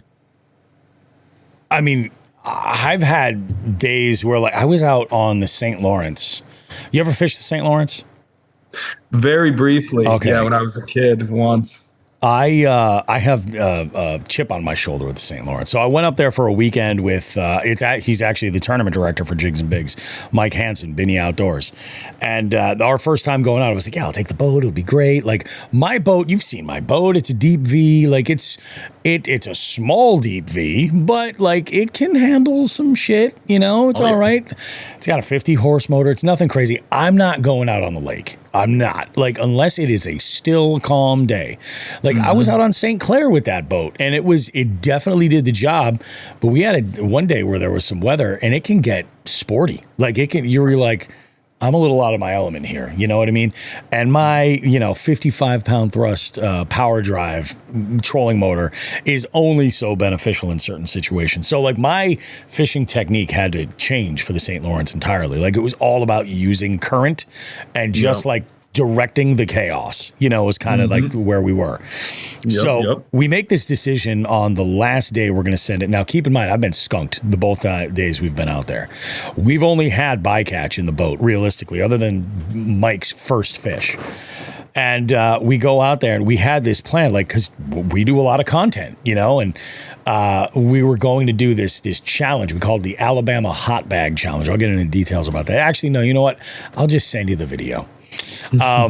So we get out there super early. We launched out of a new spot closer to the lake, and we're like, it didn't seem like it was that bad at all. But as we launched the boat, we're like rigging some stuff up as we're making our way out of this one little bay, and we get into the main river, and we're heading over to these shoals specifically that we had looked at on the map, and we're like, this just seems juicy. It looks like it might be really juicy. We get out there, and we were just taking waves over, like just getting absolutely hammered. And this was like mid-October that we're out there, so it wasn't exactly like pleasant. The water that's blown over, which is like, all right, this could be pretty rough. We make our way out there slowly but surely. This wind is moving us closer and closer to these shoals and these rocks that are sticking out on the tops. And I'm like, this might be sketchy. So we scrapped that plan. I was like, let's just get back to the launch. We'll find we fished this little like local lake. It was like, I think, what was it, something like 5,000 acres or some shit like that. We had a day, like it was awesome. We had this fun little like multi-species day going. It was great. And then we turned that into the Alabama Hot Bag Challenge. Disgusting. Just disgusting. In fact, for the listeners, I'm going to post the audio for the recipe right here. And it's everything that's in that bag, disgusting. And we had ourselves a good time, but that sporty water can get sketchy. I fished Lake Jordan in North Carolina in real shitty weather, sporty weather conditions like that in my kayak, and I was just like, oh wow. There was a moment where I was holed up under a bridge just to keep water from like dumping down on me from the sky for a little while. I took a nap for like 2 hours, sitting in my kayak, just like bobbing around. I had a rope that I tied around one of the pylons, so I'm just kind of like hanging out there. I'm like, man, I'm telling you, it's crazy. And I say I'll never do it again, but like I took my kayak in the ocean once, nice. 30-mile-an-hour winds. Like I saw boats struggling. It was like trying to ride a cork in a washing machine is what it was like. And it was ridiculous, man. Sporty water can be crazy. I can't believe I didn't go over in the salt. I cannot believe it. And that's because my kayak is a barge. It's like 14 feet long, like something like 40 inches wide. It's a barge. But there were moments where I was like, you'd have this big roller coming over, and I'd just grab the seat and hold myself in and let it happen, let it just dive right in. I was like, my God. Yeah, that's crazy. Big water can be very, very, very scary, especially when it's your first outing and that is nuts. Yep, it demands respect for sure. I also like that stuff a lot. I love, being out on huge places and feeling small, and it's like, it's a good time. I like fishing on like the Hudson River, which is so crazy. There's like huge barges everywhere. Oh yeah. It's real cool. Blows my mind. Like when we were on the St. Lawrence, we saw these huge freighters coming in. I'm like, how is this a thing? This is insane. Right. Oh my God. Julian, this was absolutely awesome, dude. Do me a favor and let the listeners know if they have questions or anything like that, if they want to reach out to you or find out anything that you're working on. Best way they can do that, go ahead, promote yourself a little bit. And also, if you have a pic of you just holding a giant, send it over to me. And what we'll do is we'll we'll use that for the artwork on the cover. Cool. Yeah, I can do that. Yeah, if people want to reach out, social media, I use Instagram some, jbergs5, Julian Burgof on Instagram. And yeah, if you have questions about, and really anything, want to reach out to me about fish science stuff or what I'm working on in the Connecticut River. My email is jburgoff@umass.edu. And happy to talk to anyone for any questions. Definitely, man. And like I said, if you're game, we'd like to make you part of the regular source of information for Jigs and Bigs to talk, especially fisheries in our area in the Northeast like this. So listeners, if you have a question specifically you'd like us or a topic you want us to cover, call or text the hotline 413-324-8519. Leave us a message on some of the topics that you would like us to kind of talk about, and we'll definitely have Julian on.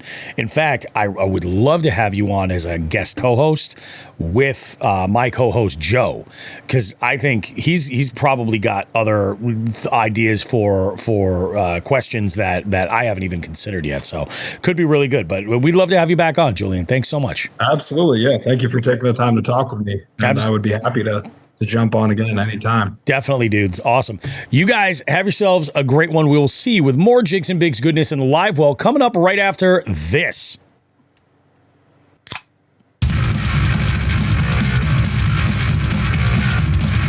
Hi there. Welcome to the Live Well, where we crack open a ramp beer and attempt to answer all of your burning questions.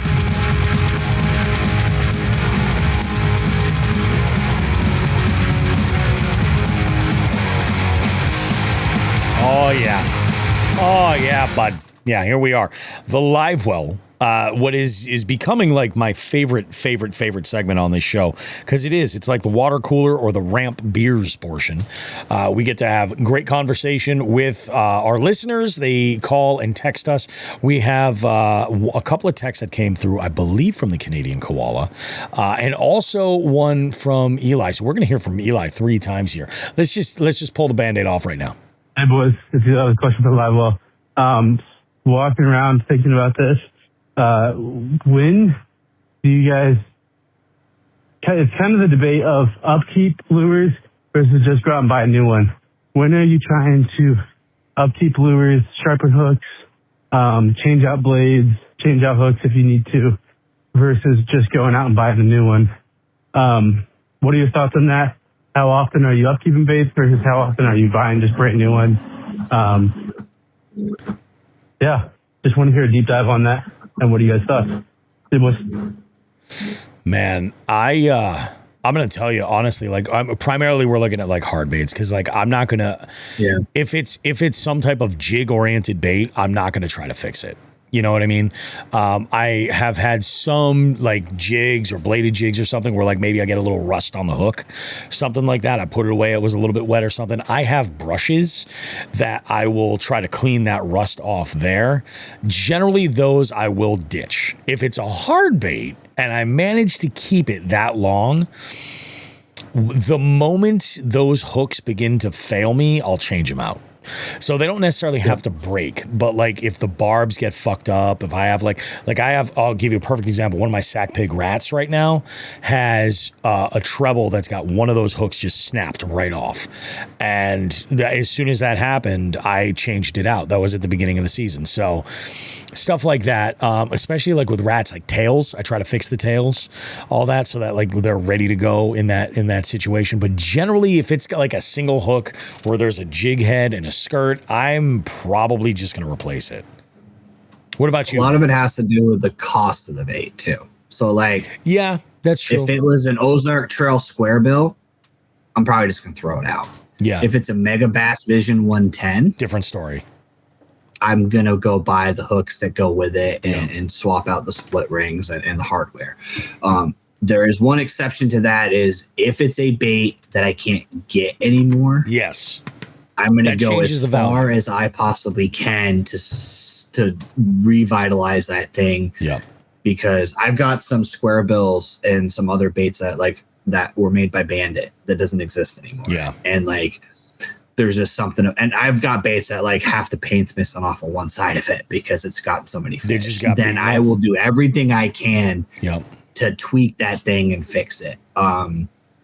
As a general rule, I'm going to, and the hooks thing, like, I'll be honest, as a general rule, and I'm probably jeopardizing any chance I ever have, there's certain brands, and I guess we won't say brands, that you pretty much got to throw the hooks out when you buy them anyways. That's a lot of people say that. Yeah. So you're swapping the hard bait hooks out on the get-go anyways. Because there are certain brands that are great action hard baits that their hooks are just straight trash.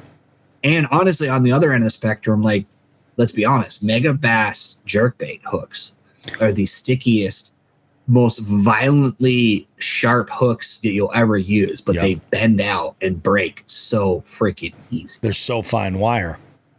They're so fine wire that I have never thrown a Vision 110 that the hooks have made it through a full season without at least one of them being like flattened out or broke off, or it's just, you just have to, but I guess it really comes down to the value of it. If it's something that's either got sentimental value in the sense of like, is you think like that's the one. Jigs, I am on the other end of the spectrum with jigs. Weirdly enough, there's a specific jig that I use as a swim jig that there's something about that head in me. It's completely like me. I don't think it's anything about the specific bait. Like I don't think Bobby would be able to use it to go catch fish. I bought skirt kits. And I will continuously use that same bait, and just if the skirt gets jacked by a pike, I will flip a new skirt onto that because that for something about that head and the action it provides, and I will do it until I lose it. But yeah, lots of times, like if it's a single hook bait, if it's something like that, I'm just going to use it till it stops working. When that hook is done, it's gone. Yeah, it's dead. Yeah, once I start getting to the point where I'm missing fish because I can't get the hook in them. Yeah. I'm not taking the time to sharpen that. I'm not buying super expensive stuff. I have a finesse jig, a little Giltech finesse jig that's hanging on the rearview mirror of my truck. There's a little decoration. I have probably caught 60 fish on that jig. And the barb is just not as present as it was. Like it's just gotten beaten up over time, you know, and in that situation, I'm like, yeah, there's definitely like sentimental value to it, you know? So I'm like, yeah, I'm just going to leave this here as like a little whatever, you know, decorate with it.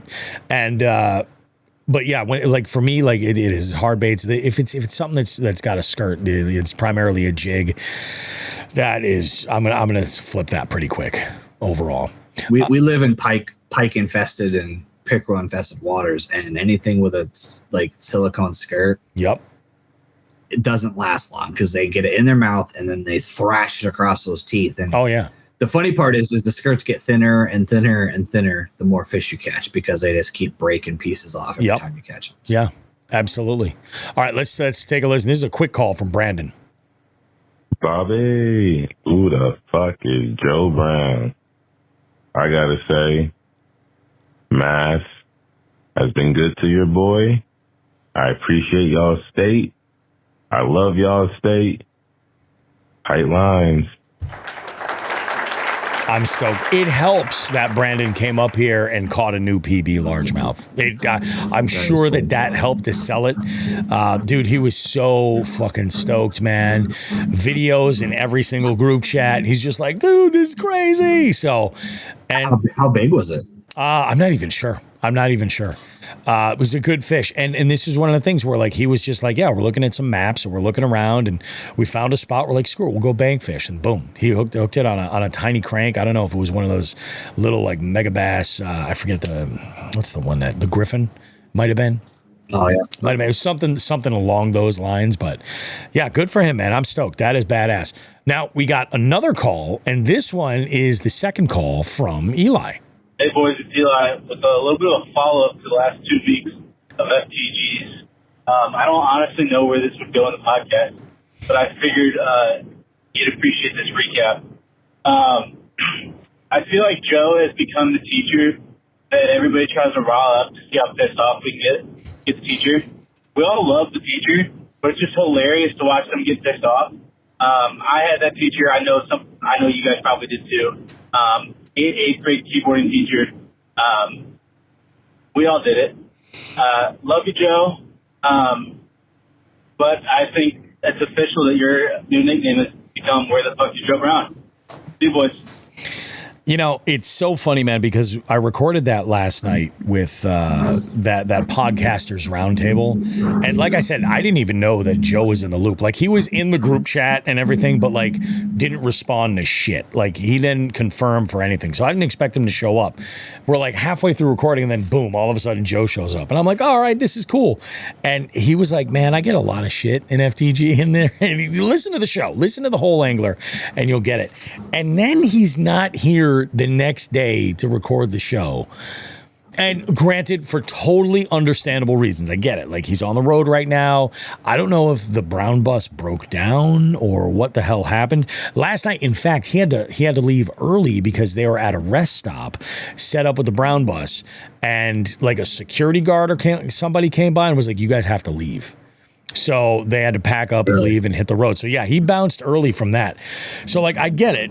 Like, these are from like the regular, like, it's not like he's just a flake and he's not showing up. You know what I mean?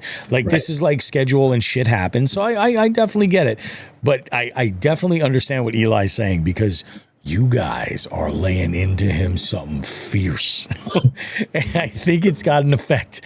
So, and I also want to mention, Eli mentioned like that teacher that everybody would just rile up to see if they could get him to lose it.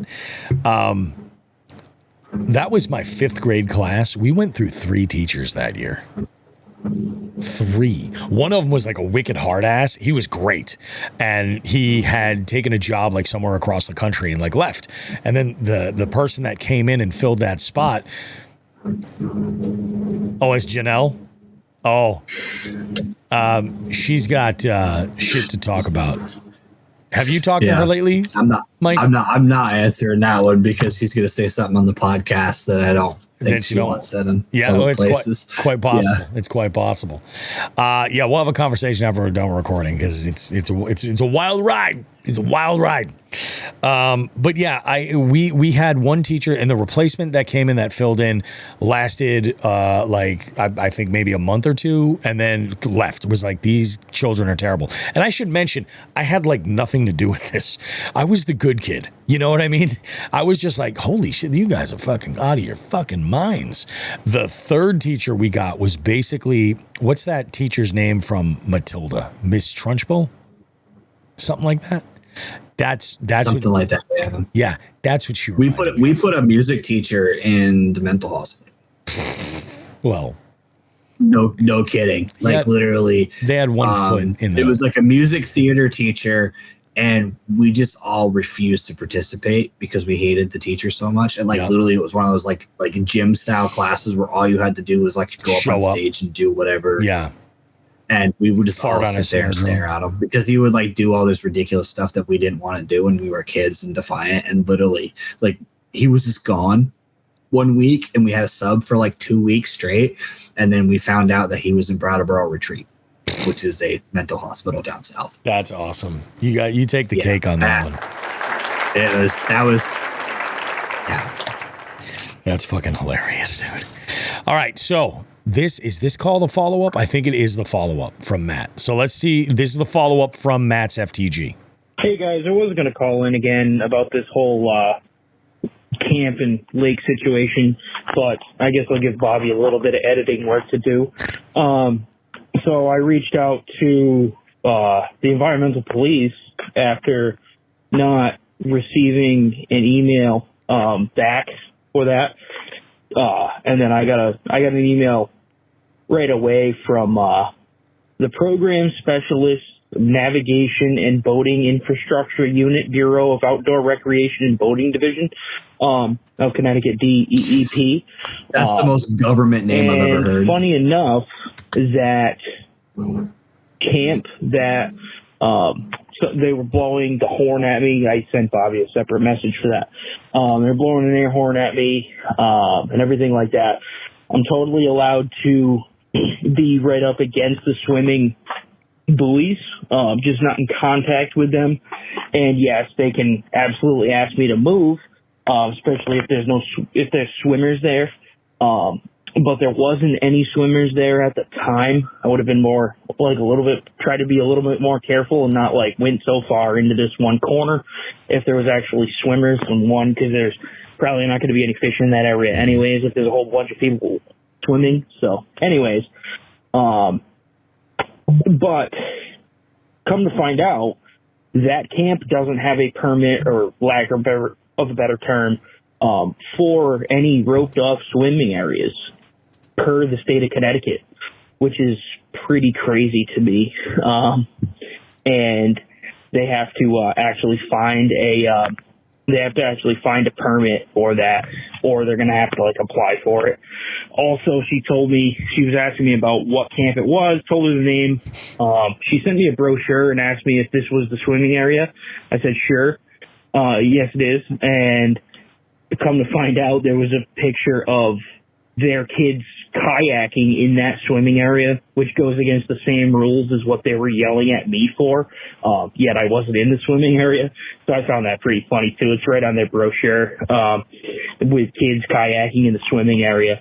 So, that's not too kosher with the state of Connecticut. But anyways, figured you might like that update.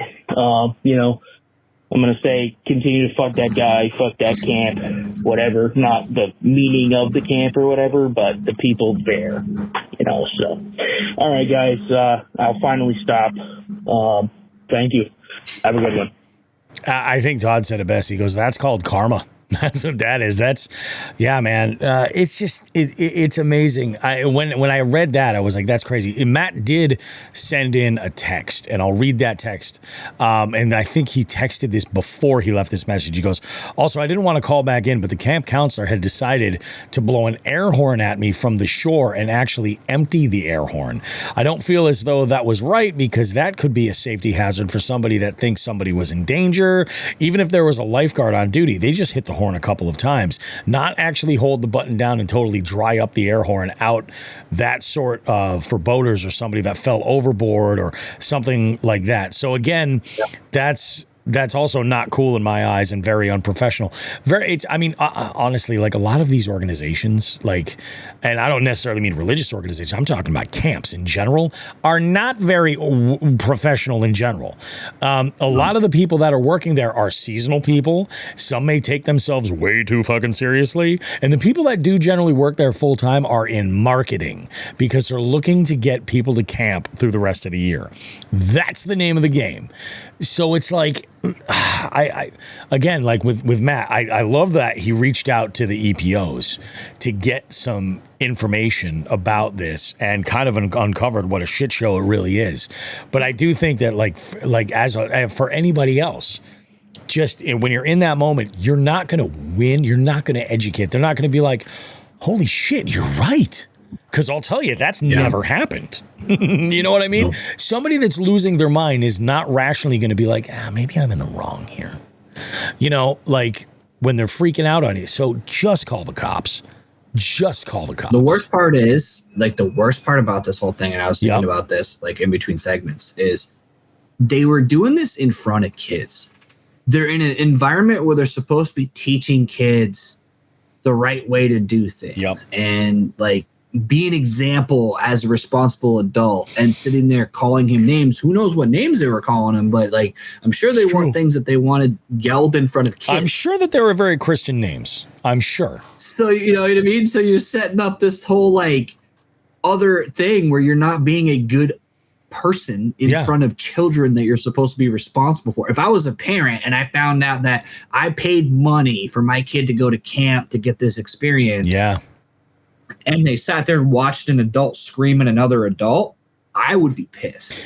You know, one thing you could do, Matt, is reach out to some local television stations and try to get this picked up as a story, because if those parents see it, they might reach out and be like, what the fuck is going on over here? We paid you $1,500 to watch our kid so we could sit at home and do drugs all weekend. Jesus Christ. The thing is, like, you got to think about, like, as a marketing thing, like, that's what camps live or die by participation. Yeah. Like, if I'd found out, like, if I knew about that camp, I wouldn't send my kid back there next year, because, like, that's just not the experience I want my kids. I want my kids to be having fun in their summer, not dealing with adult conflict. Well, and especially a religious organization like that. Religious organization. Especially. You know what I'm saying? Like, yeah. I'm just saying, man. Yep. I think you did the right thing following up with Deep and figuring out like the details. And I think the fact that they share the brochure and show that says everything you need to know. Somebody's got their head firmly planted right in their ass. Yep. It is what it is. I think that's it for the calls. Let's go through our text messages here for the for our live. Well, we got a handful. So got a call from Kevin from Biohazard Bassin, and this is just a little shout out. Last week's episode, I closed out with the song I put together for Paul, the Polish Hammer. He goes, "Polish Hammer, a whoppin' and a ploppin' is pure gold." I'm glad you like it. I'm glad you like it, Kevin, man. That is awesome. He and we actually had a conversation about getting out and doing some fishing soon, so that's got to happen. And then this is Canadian Koala. I love when Nick gets on a tear and he starts just like throwing me stuff about all kinds of stuff. He says, this is one that's really interesting. He goes, "Are heavy fish truly always a sign of a healthy ecosystem?" He says, "I'm not talking about the individual fish. I'm talking about systems. And I'll pick on your favorite place." And he's not talking about my favorite place. He goes, "It's the St. Lawrence River." The St. Lawrence River is a smallmouth heaven because it's pristine ecosystem, or is the St. Lawrence River a smallmouth heaven because we're infested with the round goby? Sure, they're fat fucks now, but it took them 10 years to learn to eat the goby. Long after these bastards firmly established themselves, important not to let our love of big fish to cloud our judgment. He says there's lots of new age woohoo terms and ethos floating around the conservation world recently, and it's concerning. He says, if you stop to think about it, it's fucking heartbreaking to see the round goby lures hanging on store shelves. He goes, and I know it's not apples to apples health-wise, but I'd be a fatter fuck too if I had a Chinese buffet in my backyard. So that's the thing is, when you get into the science of bass, again, kind of going back to the evolution angle, when you start actually doing biology level studies of stuff, there's a carrying capacity. So places like the St. Lawrence have a bigger carrying capacity because of the sheer size and food. So in like a small pond, having a 10-pounder is actually technically detrimental, because if you have like an 80-acre pond, 2 10-pounders is taking up what would be 7 fish. Yeah. So it's like a less carrying capacity. But there is some, I saw something, and I can't speak educated about it, but there was something about the longevity, the lifespan of, they were investigating, will those smallmouth live as long? Yeah. Because of their size, because they are so fat and bloated and heavy. I mean, I experienced it. I caught my PB smallmouth on St. Lawrence when I was up there. And that fish was not even 19 inches and was almost 5 pounds. Yeah. Up here, you'd need 21 plus in a smallmouth to get 5 pounds. And that's the thing. I don't think it's necessarily fair to compare fishery to fishery like that. You can't. You have to take about the science of like carrying capacity is what people literally go to school for. Like the logic and logistics of bass or fisheries management, it's literally a college degree because it's that complicated to sort out. It's not something you can go, okay, well, if this pond has this, that's bad. It depends. Like Lake Champlain's a perfect example too. Lake Champlain has so many perch, so many bluegills, so many crappie that like fish are bigger there because it's a massive body of water. So it's different than Congamon Junior that has tiny fish, but that's because it's small and it has its over capacity with small fish and they're stunted. Yep. That you can't compare one body of water to the other because there's so much different like environmental things that happen.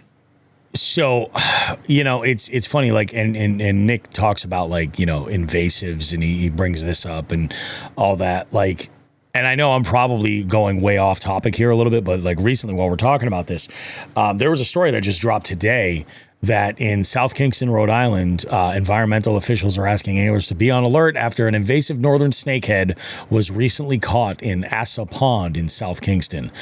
This time, officials say it's not known how the fish ended up in the pond, but they're encouraging anyone fishing the Tri-Pond Park to keep an eye out for additional sightings. Highly predatory fish, freshwater fish. I will say this much, like in terms of like some of those invasives, like there is a little bit of research going into like it's not as detrimental as previously thought. Like some of these other predators are able to actually handle some shit, some of the parts of the Midwest where like you have these massive like populations of various carp, like the Asian carp and stuff like that.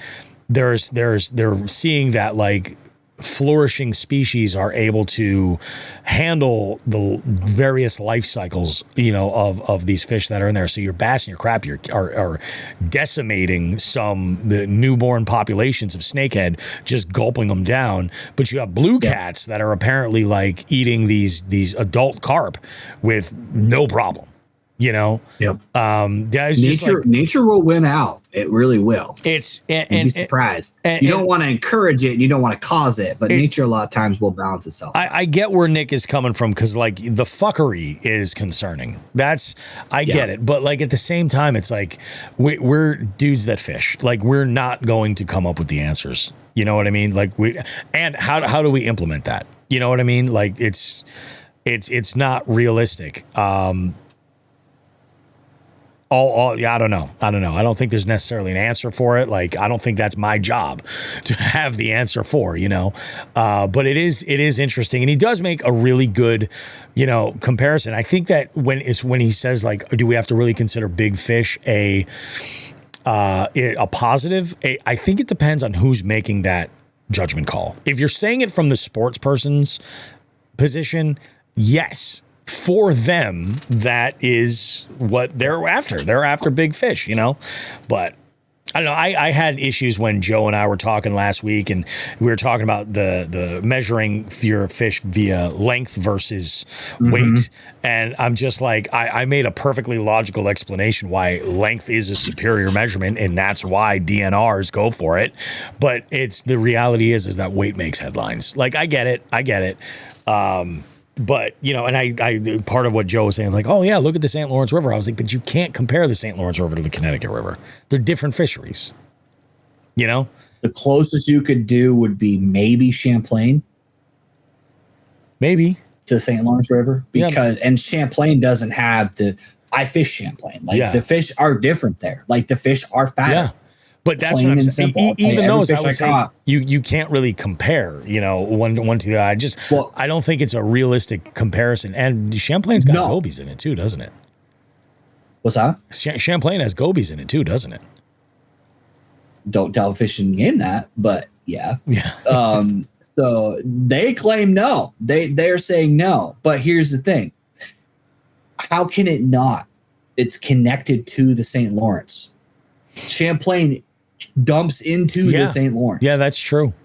That's really true. It's a connected body of water. Yeah. So now I don't think they've made it down to me on my side of the state. I don't think they're down, Ticonderoga, but there's been reporting. The problem is, and that's the same thing with that snakehead. You get a lot of this stuff like bowfin have been misidentified as snakehead in a lot of those. The photo, I saw the photo, and it's 100% a snakehead. It is it? Okay. Yeah, it is. And it's 100%. In Vermont, we have sculpin, which are kind of goby-esque. Yep. Those are in Champlain. So people have been like, oh, there's gobies in here. And the fact is, it's like there's a point where there's nothing you can do. It's like the whole spotted bass thing down south. Like once they're there and once they've taken hold, you're just going to have to let nature do nature. There's not much you're going to be able to do to prevent it. Yeah. It's fucking nuts. I know that Nick is very passionate about this stuff, and I completely get it. And it's a interesting position to be in, to have this like desire to go and catch trophy fish, but also be like, you know, yeah, there has to be like, and swaying everybody to be that, to carry that level of responsibility is tough. You know, what's crazy is I'd be curious to see, you know, in like 10 years, are the fish still that big? Because lakes have ups and downs. There's a lot of lakes that you'll see that like are catching trophy fish after trophy fish. Yeah. And then all of a sudden it's like, you don't hear about it anymore because it balanced, because that age class is going to die. Yeah. Are they going to all be that big, or is the goby population going to balance out? The smallmouth are going to go back to a normal size. And I do agree with you on the length thing, because a 21-inch fish can't become a 20-inch fish. Yeah, exactly. But a 5-pounder in the spawn is a 4-pounder, 4.5 in July. Yeah. Oh, definitely. Definitely. So, like, it's, to me, a 21 is a 21, you know, but. John Hagens chimes in on the in the live chat. He goes, "Fuck my life. It was so peaceful until the hillbilly Kool-Aid Chicken Brigade showed up. May have to relocate. All fucking ready. Fuck my life." Dude, that sucks. And he says that the Kool-Aid was strawberry lemonade, to be exact. Well, that is a favorite amongst catfish. Strawberry lemonade. That cool, refreshing drink. You know what I mean? Some of you guys don't get that Eddie Murphy shit. Do we have one more call? Yes, I think, Mike, this might get you fired up, this next call. Okay. I think this one might actually get you pretty fired up. So the last one comes in, and it is from Eli.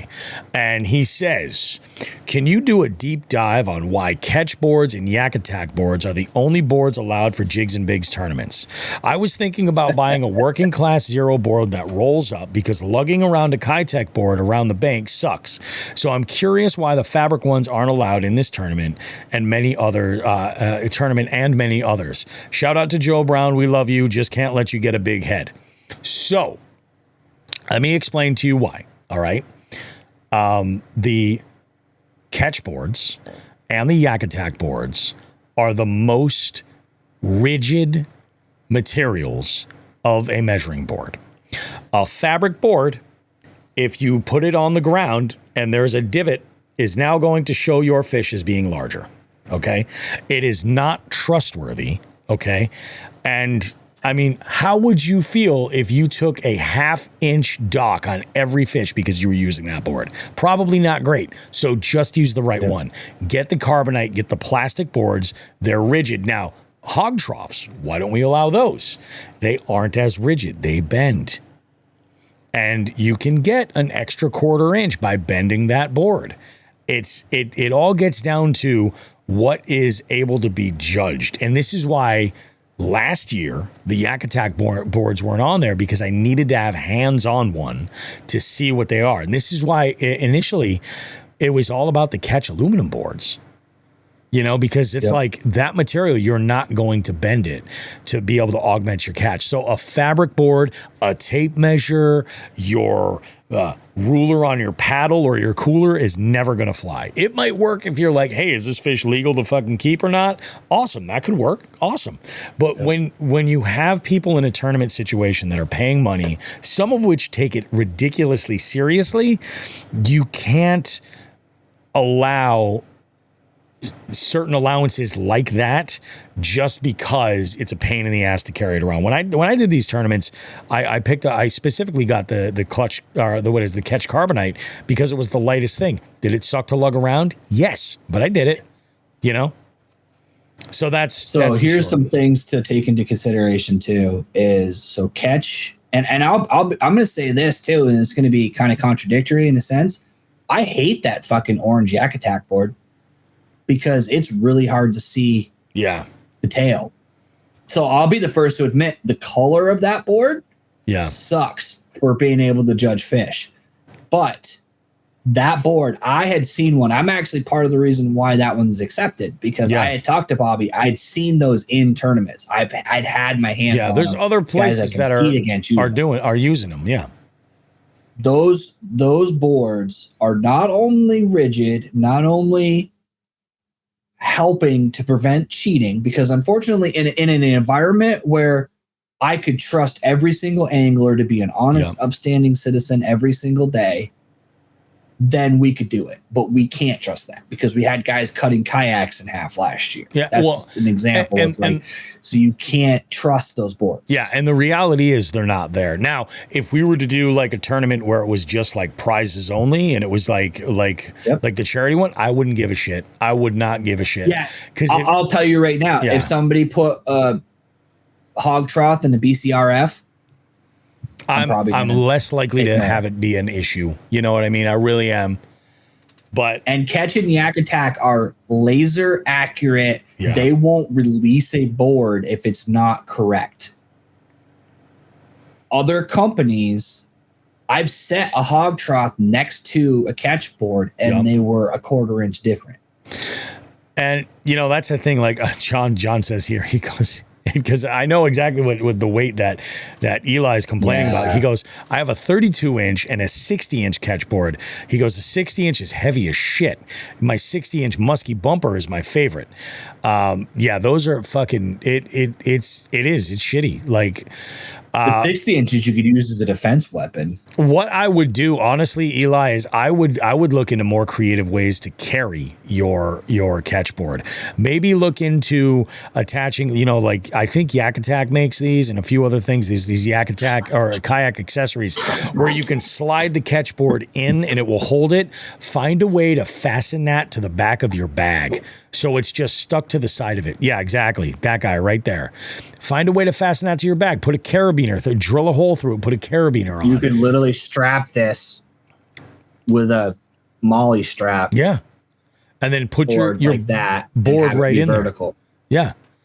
And then you'd be good to go. Yep. Like I would say it would, because it would make it entirely unfair and it would suck. Velcro straps is how I carry my 32 when it's attached to my bag. Yeah, I had what do you call it? Like a sling pack that I would bank fish with. And my very first measuring board, there was a loop. It was actually a rod holder. And I just put a strip of Velcro, like molly strapping around it. And I just popped that there. And it was great. It was absolutely awesome.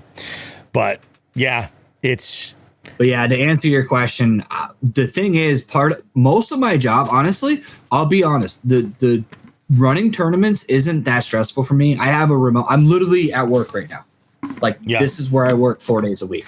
So I'm home. I'm able to judge fish and things like that. But part of my job is to eliminate variables that allow cheating so that we can make everything as fair as possible. And one of the ways we can do that in a measurement tournament is limit the boards that, like, hog trough was literally banned by every trail except for Slay Nation for some reason, which is still pisses me off. But anyways, because it was proven, on videos, on YouTube, guys were showing you how to flex that board and get an extra 1/4 or 1/2 inch on those fish. Now every time. That's just flexing the board. With the fabric ones, who's to say you couldn't flex it up? Print a new face and stick it on there where you got an extra 1/4 inch for every inch. Each inch was only 3/4. Now you're fucking really cheating. You know what I mean? We can't. If you guys want to look at the rules, every rule that's been made is because of something. Like, for example, the reason I've been such a hard ass about the touching the tail part. If I can't see skin between the actual tail and the fat meat part of the fish is because guys were literally cutting tails off of the first bass they caught and then holding the existing tail to give themselves another couple of inches. Yep. Almost every rule in that rule book is because somebody did that to cheat. So that's why we're trying to eliminate as many variables as we possibly can to make it as fair as possible, because people are winning money. I know no one's going to get rich. No one's going to be able to retire on Jigs and Bigs prize money. Yeah, exactly. But it's amazing. There is guys, myself included, that get, I'm not going to be pissed if I lose a tournament, but if I find out I lost a tournament because somebody was using a fabric measuring board and adding a 1/4 inch to every single fish, then I'm just not going to participate in that tournament anymore. And that's how we're going to lose it. John says, speak for yourself. Yeah, I mean, that's really what it gets down to, man. It's like, it's amazing. As small as the value of the prize, no matter what it is, like I see this in trivia. People try to fucking cheat. You know what I mean? And it's always, like, come on. Always try to get an edge. It's a $15 gift card and your beers are $8 a pop. Like, really? You're going to fucking... Did you see the one with the, I think it was the Opens? The guy was throwing air tags in people's boats. Oh, to get their spots? I heard something about that. To steal spots. Yeah. He got banned because he was throwing air tags in people's boats so he could spot watch. And they only connect so far away. Like after a while, they'll disconnect. So he's got because they crowdsource. So if those guys have an iPhone, it's tracking them because of their phone. Yeah. Crazy, dude. So like air tags and tiles, because I have tiles. If you go near someone else that has the tile app on their phone, it'll check in.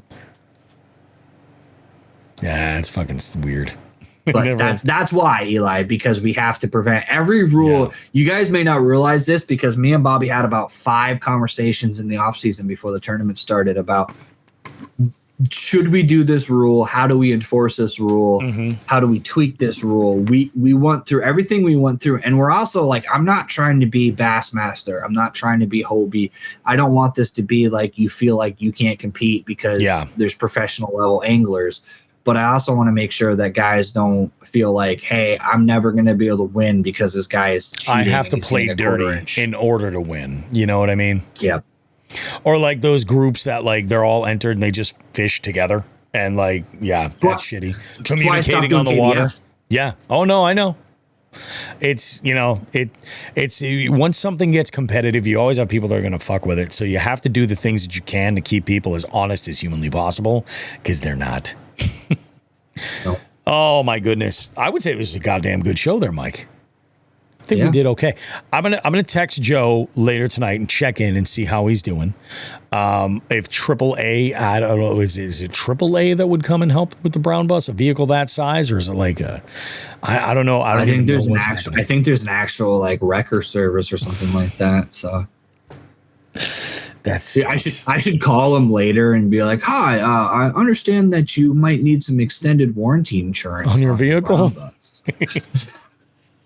Oh man. Yeah, I'm going to check in and see how he's doing. So guys, I ask you as I round this show out, please be gentle. Who knows what kind of like repair how much this could set them back. Yeah. Something like that. So the poor guy's been through it and I feel for him. I really do. With that said, July 18th is the next slot. Jump in. It is going down and we will see you guys with more Jigs and Bigs coming up each and every week. And please follow us on social media, all the social medias. Give Benny Outdoors a follow as well and subscribe. Oh, Joe Brown starring in RV2.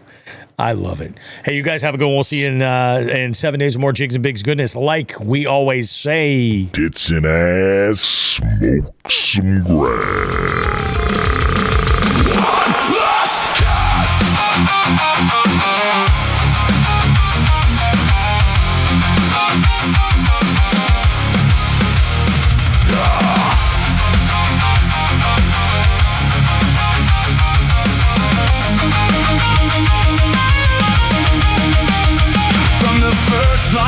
To the stories we told, every bite, every miss, every moment on hold.